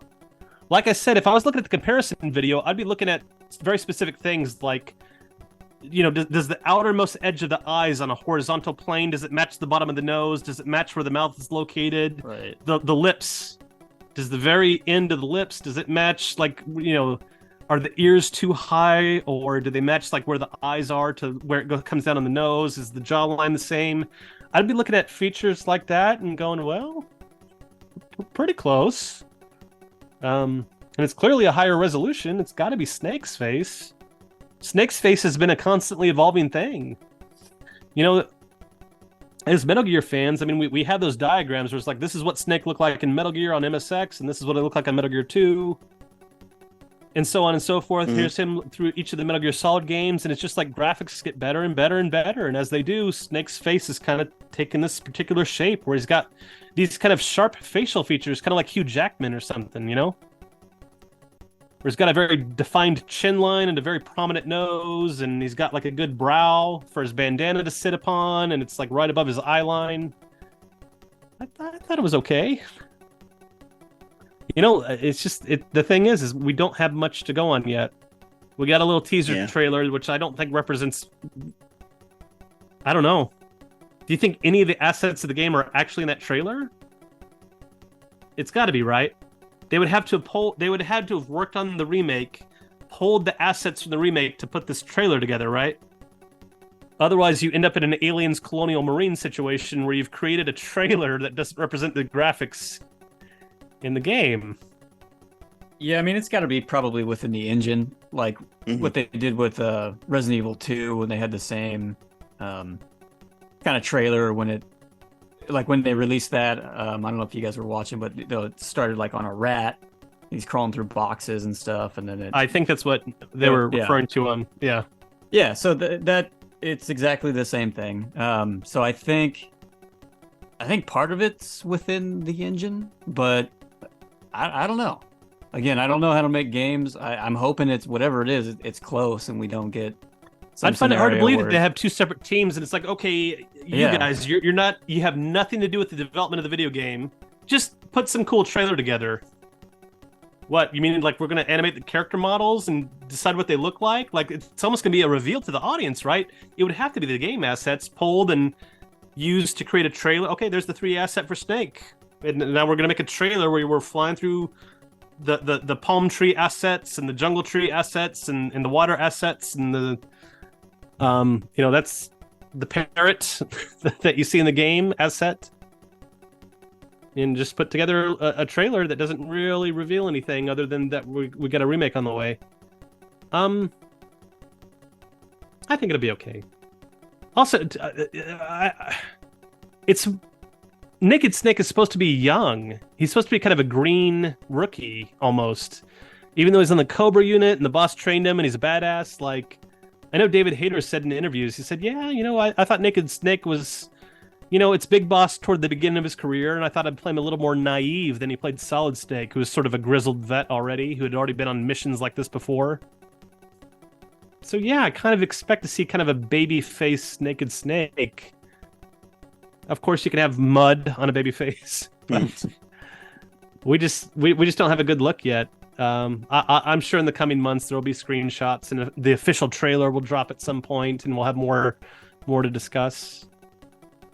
But right now, I'd be real interested to see that comparison video, because I know what I would be looking for very specifically. Well, they probably made him look good for that initial trailer, because that's probably like our first look as Naked Snakes, maybe like whatever beginning of the mission. But sure. He's also gonna get like beat to hell and his face pounded in and shot at, which will resemble later on Big Boss. Yeah. So that you can like make him handsome, because we're gonna mess that face up real good in this game. My favorite part. I was the first time I played that game, I was on the edge of my seat, and they're like, carve his eye out. I'm like, oh shit, this is how it happens. The boss is gonna fucking knife his eyeball out. That's how you make a prequel, ladies and gentlemen. If you listeners out there work in Hollywood and you're ever assigned to make a prequel, that's how you do it. That's how you create tension. You take a character who's got an eye patch and then you threaten, like, how did he lose that eyeball? And you toy with the audience a little bit. That's how you do it. How you don't do it is I have the high ground, Anakin. That's the wrong way to do it. I didn't think we were going to go there. Sorry. Let's... Somebody else, please take over the conversation. I'm curious that, like, you know, in the beginning of the game, we see Major Tom, or Major Zero, I forgot where he starts his name with, Major Tom. We don't see everyone else within, like, the gameplay footage. We usually just see, like, their stills or, like, their pictures through the radio conversations. So I'm wondering, like, are we going to see them again? Like, the rest of the team, like Second and Paramedic, do we see them? Or is it just going to be, like I said before, those radio conversations are just going to be, like, seamless and right into the game where you're not going through a separate screen? That's a good question. I mean, the way they did it in the game made you feel like you were trapped in the jungle setting. I think if they kept cutting back to the cargo plane with, like, Major Zero and Paramedic and Sigint, like, at the computer terminals or whatever, I think it would take you out of the survival jungle setting. Yeah. I think it was a stylish, you know, and again, too, it probably saved on memory and data and all that stuff and freed it up for other areas of the game. I think we're still going to be looking at their file folders and file pictures and stuff. Okay. I mean, think about when the Metal Gear Solid Twin Snakes came out. I was like, oh, I wonder if they'll do the codec scenes like they did in Metal Gear Solid 2. And much to my pleasant surprise, they stuck with those original Shinkawa illustrations for the faces. And I this is all speculation on our parts, but I think we're going to see... I mean, sure, the pictures of... you know, Major Zero is going to be the updated 3D render of his face, but it's still going to be like, it's still going to emulate that. I think we're still going to see black and white photos that we can cycle through that, like, sound like they're in a file folder that we're flipping through. I think it's just a stylistic choice that you have to stick with. Yeah, because you still have to, like, keep it somewhat grounded, like, of its time. It adds to the flavor of the game if you remove that. These, like, character profile photographs, it just kind of, it messes with the flavor of the game. It's kind of like the argument for those that archival footage is, you know, you're kind of just removing the flavor of the game if you're getting rid of these stock footage clips of the Mercury astronauts or V2 rockets taking off or whatever, they, you know, JFK talking. It's just kind of part of the flavor of capturing a period in time. And when you start pulling that stuff out, it no longer feels like it. If throughout the entire game, like, you're looking at your perfectly rendered Snake model and it's cutting back and forth during the conversation between the jungle setting and the airplane, I think it would disrupt things. Yeah, I think you're right. Yeah. I think you got to put yourself in the character's mindset. Like, when you send John Rambo on a mission, I mean, well, this is a bad example because in the movies they cut back and forth in the radio conversations, but you want to be stuck in that jungle setting. And you want to be viewing the entire story through Naked Snake's perspective. And you're stuck in that jungle with Naked Snake, and I thought it was brilliant what they did when they did Metal Gear Solid 3, where, like, before we saw, as far back as Metal Gear 1 and Metal Gear 2, Metal Gear Solid 2, we saw Snake's picture, and we saw the other character's picture, and they sort of would talk at each other. And then suddenly we're playing this retro game where it just shows this, like, silhouette of you, like, kneeling, and then the radio frequency thing over your silhouette, and then you're just looking at, like, these black and white file folder pictures of the other members of your team. Really, like, captures this, like, awesome, like, 1960s, you know, just technology of the era. You wouldn't be talking on some kind of a video screen codec. You'd be talking on, like, a radio frequency. And you'd be out there in the jungle all alone with nothing but their voices to comfort you. I doubt Naked Snake has their photographs on him because that would compromise the team if he's caught. Right. But it just captures a flavor. It's kind of, the stuff in the menu isn't actually there. It's just kind of like you could almost view it like the CIA agents a few weeks later, like listening to the recordings of the mission and looking through file folders to just see who was talking. I don't know. It's very I'm not sure the word I'm looking for. It's kind of like when Ferris Bueller stops in the middle of the movie and talks to the camera. It's like that's not actually happening in the story. That's all I have to say about that. I mean, pretty much like covered like anything we could have possibly covered in regards to like a trailer. Yeah, this isn't as long-winded as our normal conversations, Johnny. How are we going to keep this going till 4 a.m.? It's not that late for me. Yeah, where are you at? Are you in Pacific Standard Time? Yeah, I'm in California. Awesome. I'm so jealous. I wish I was in California. Just in general, or for?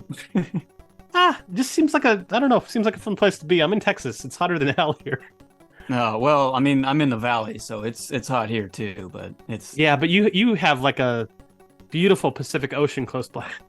No, see, it's not all coastline. It's yeah. Okay, I'll take your word for it, Valley Boy. Yeah, the valley is hot. I mean, it was 116 last summer. Well, I know the valley is the setting of the Karate Kid movies, isn't it? I think so. I think so it too. is. It's the All Valley tournament. They're talking about the valley, right? Yeah. Right. I don't know. A lot of 80s stuff in Valley Talk.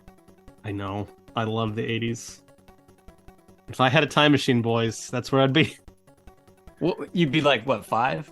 Just hanging out? Yeah, I mean, I would be 5 in the 80s. I mean, hopefully when I take my time machine back there, I'm 38. Right. So I want to invest in Apple stock and then to do nothing the rest of my life. Oh, God. That and Starbucks. And Starbucks, yeah. Google? That sounds like a good investment. I'll invest in Google. Just that's what I would do with the time machine. It would be real evil. I would just get so rich that I could just stay in my house and do nothing and not mess up the timeline.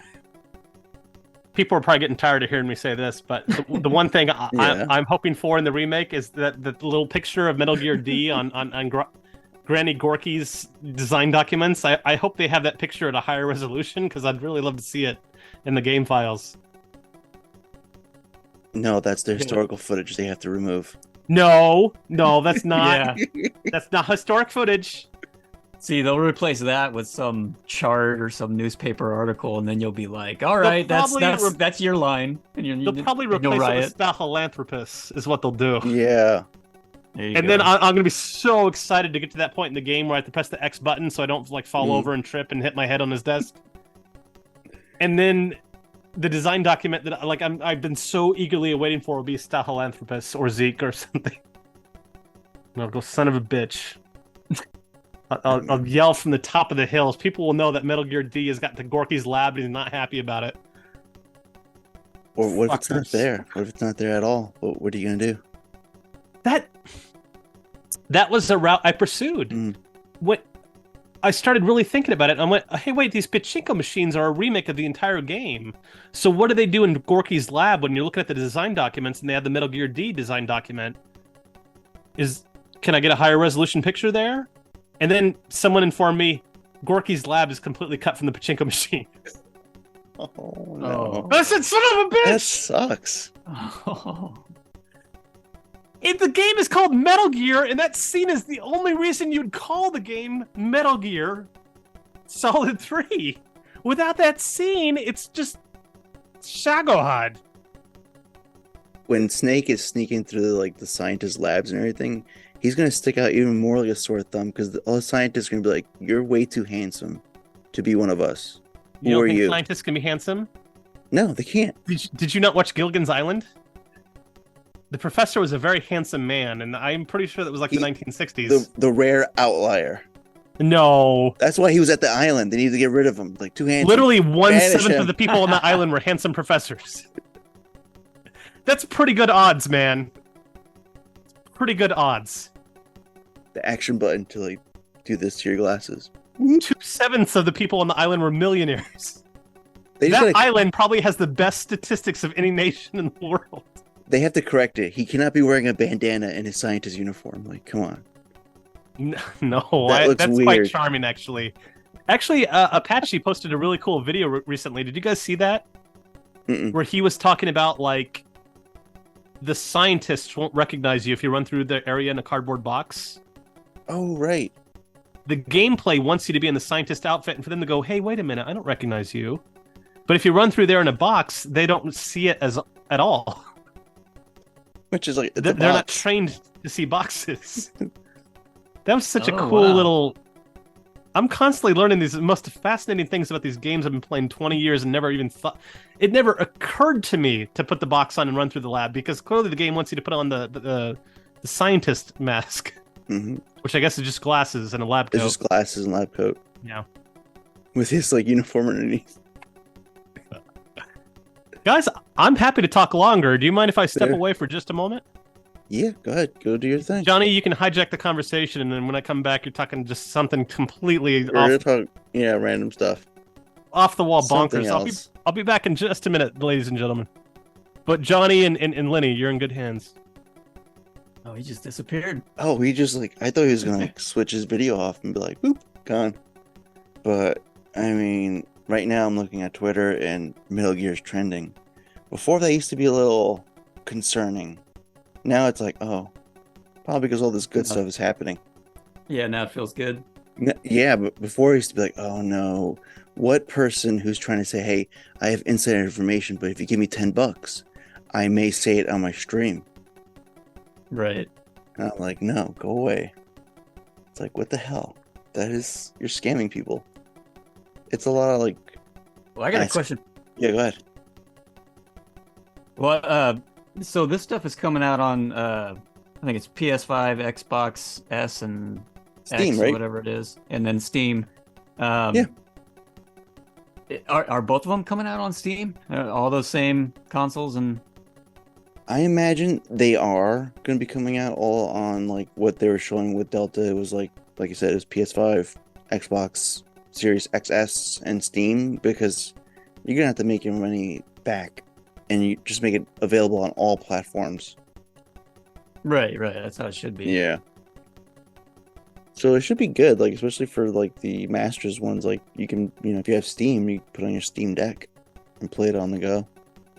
Yeah, there Portable. you go. So that'd make it fun. Be like the new PS Vita or something. At least have some portable. Yeah. Well, I guess portable PSP. You have some. Yeah, the portable PlayStation Portable. No, the Vita was also portable, but now they're doing that stupid thing where it's like remote play. In a sense, It doesn't work. Yeah, no. I You got can the already do little- remote play. Yeah. Yeah. It's for whatever reason it's not as seamless. I mean, I guess the technology is not really there, even though they say it is. There's always like a delay or latency or something.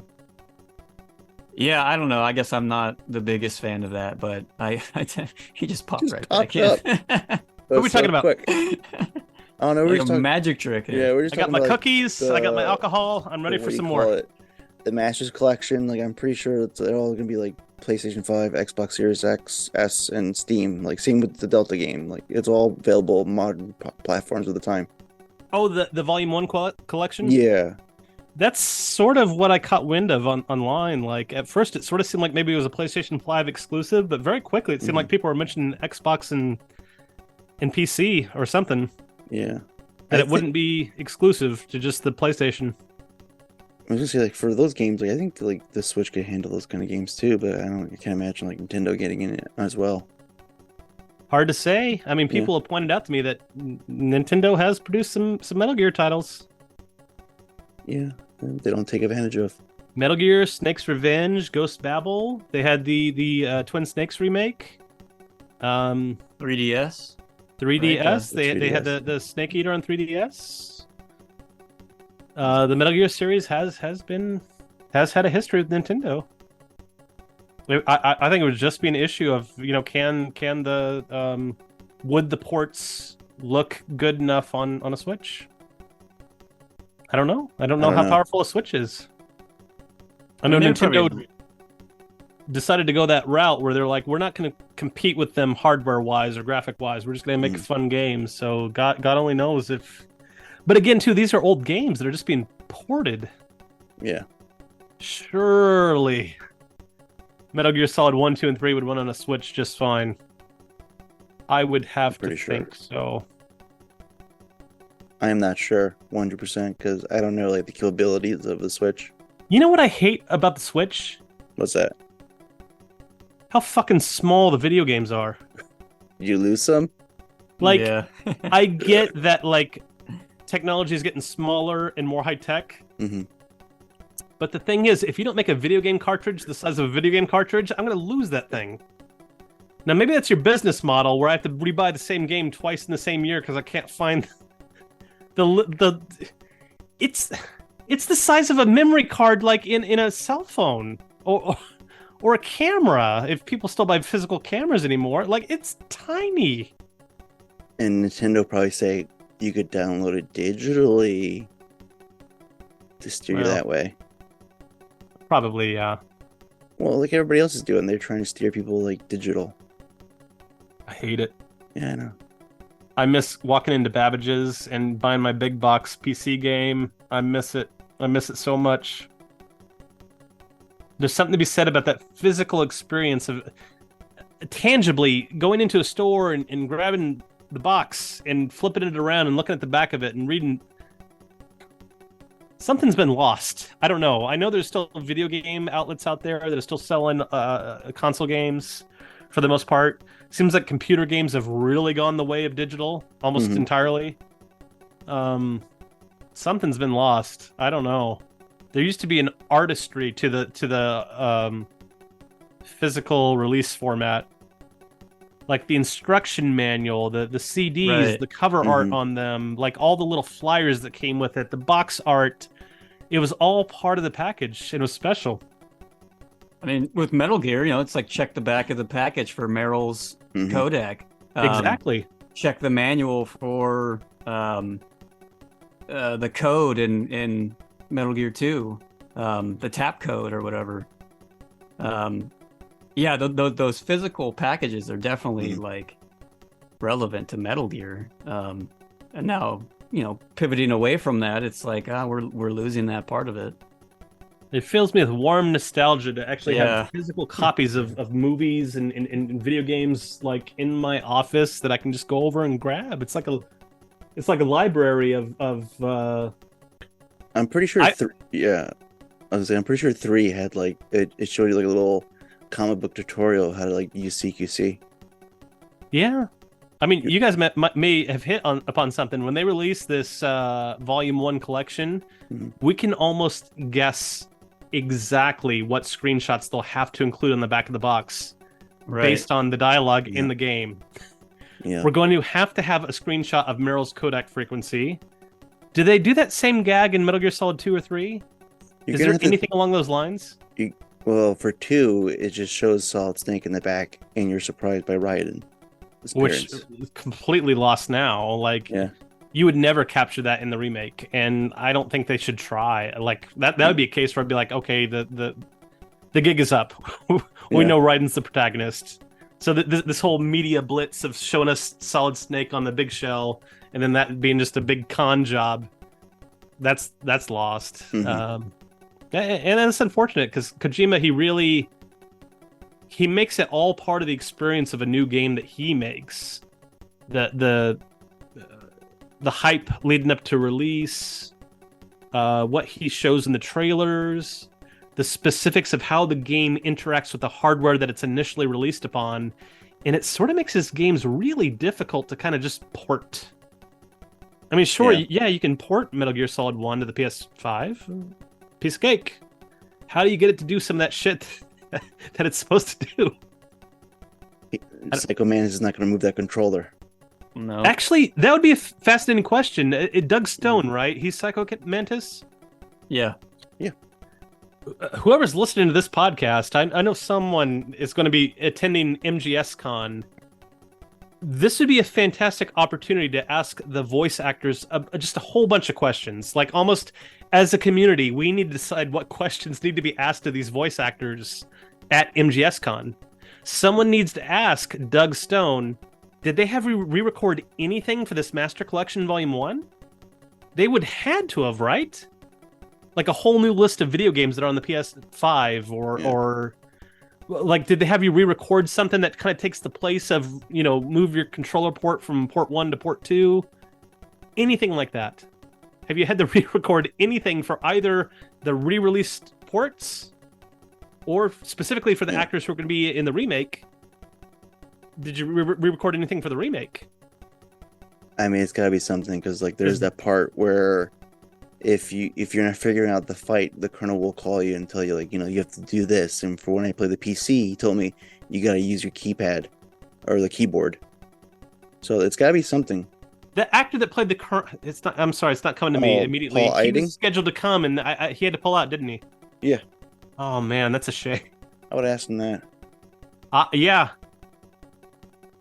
Fans need to compile a list of questions before MGSCon so we know exactly what to ask these voice actors about these upcoming releases. And I'm just curious.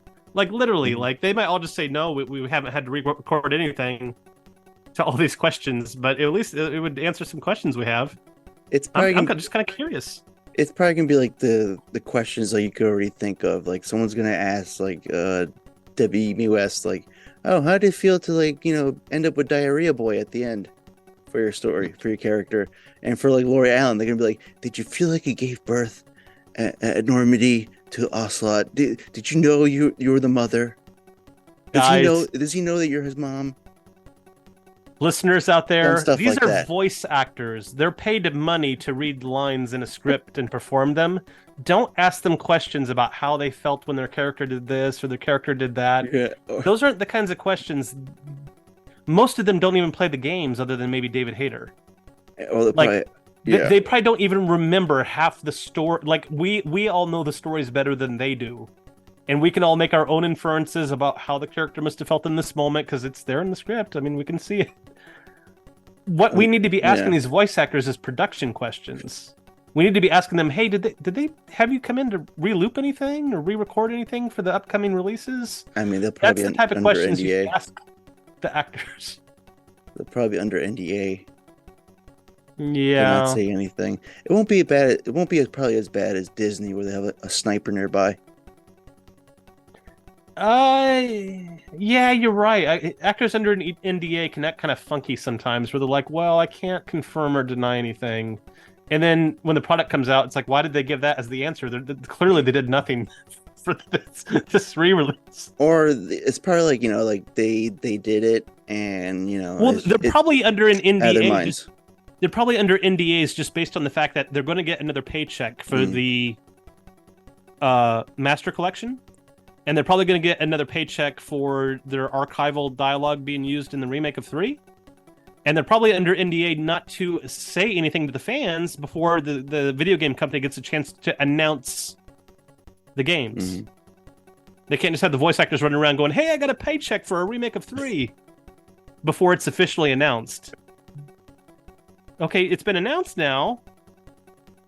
The only other reason they'd be under an NDA is if they actually have some kind of further involvement, right? So there could be, more stipulations to the NDA, or maybe multiple. I'm not quite sure how that works, but listeners, give it a shot. Ask some of these voice actors what they know and what they've had to re-record, if anything. I'm curious. There's specific things that they would need to address. Doug Stone in particular, Psycho Mantis. That would be That would be the one I'd be most curious about. Someone's probably gonna ask him, like, did you wear a gas mask while you're recording? Actually, that's not a bad question. No, don't waste time like that. No, Johnny. That's a good question, because it's did he just record into a microphone and then they muffled the audio to convey that he's in a gas mask? Because there are some actors, keep in mind, there are actors in movies who have to loop their dialogue, like the character is drowning or being waterboarded, and the only way for voice actors to do that is to take a styrofoam cup of water and tilt their head back and pour the styrofoam cup of water into their mouth as they're like delivering their lines in the sound booth. Doug Stone could have worn a gas mask. Oh wait, Johnny's back in the recording time. Oh, now we're back. I got kicked out. I must have gotten kicked out, like, because you guys froze, then everything just went to hell. I got news for you, Johnny. We didn't freeze. You froze. Oh, shit. We've been talking this whole time. Probably like... Meanwhile, you were doing this pose when you froze. So what did you want me to ask? I don't even remember what we're talking about. Was something that you handling the women on there? I'm gonna tell them when I land there. I'm like, just give me all the voice talent. I'll take care of all of them. Johnny, that's too much responsibility. Come on, man. You can't usher like 7 people around yourself. What if they get swarmed by a mob and you're the one that has to fight Metal Gear fans off? Yeah, I didn't think about that. Just handle one person and like pick a cool one. Pick the boss. I mean, I plan on like taking them all and let's go on the shuttle bus real quick. Yep, this is definitely the way to the convention. Yep, follow me, and just kidnap the whole crew. Just pull up to the dispensary. We're all gonna get high. Oh my god. Johnny, Lenny and I were talking. He's actually gonna take off, man. Oh, yep, no problem. Yeah, I'm getting texts wondering what's going on. Yeah, no problem. Thanks for coming on, Lenny. Yeah, thanks for having me again. I was telling Metal Gear D, this has been fun. I enjoy this. We should do this more. I know we just rambled for 3 hours and didn't really say anything of value to you listeners out there, but this was fun. When there's real information out there, more information, we should do this again. Hell, Johnny, after MGS Con, we should do another one and just ask you a whole bunch of questions about your experiences. There you go. There we go. Follow up for you.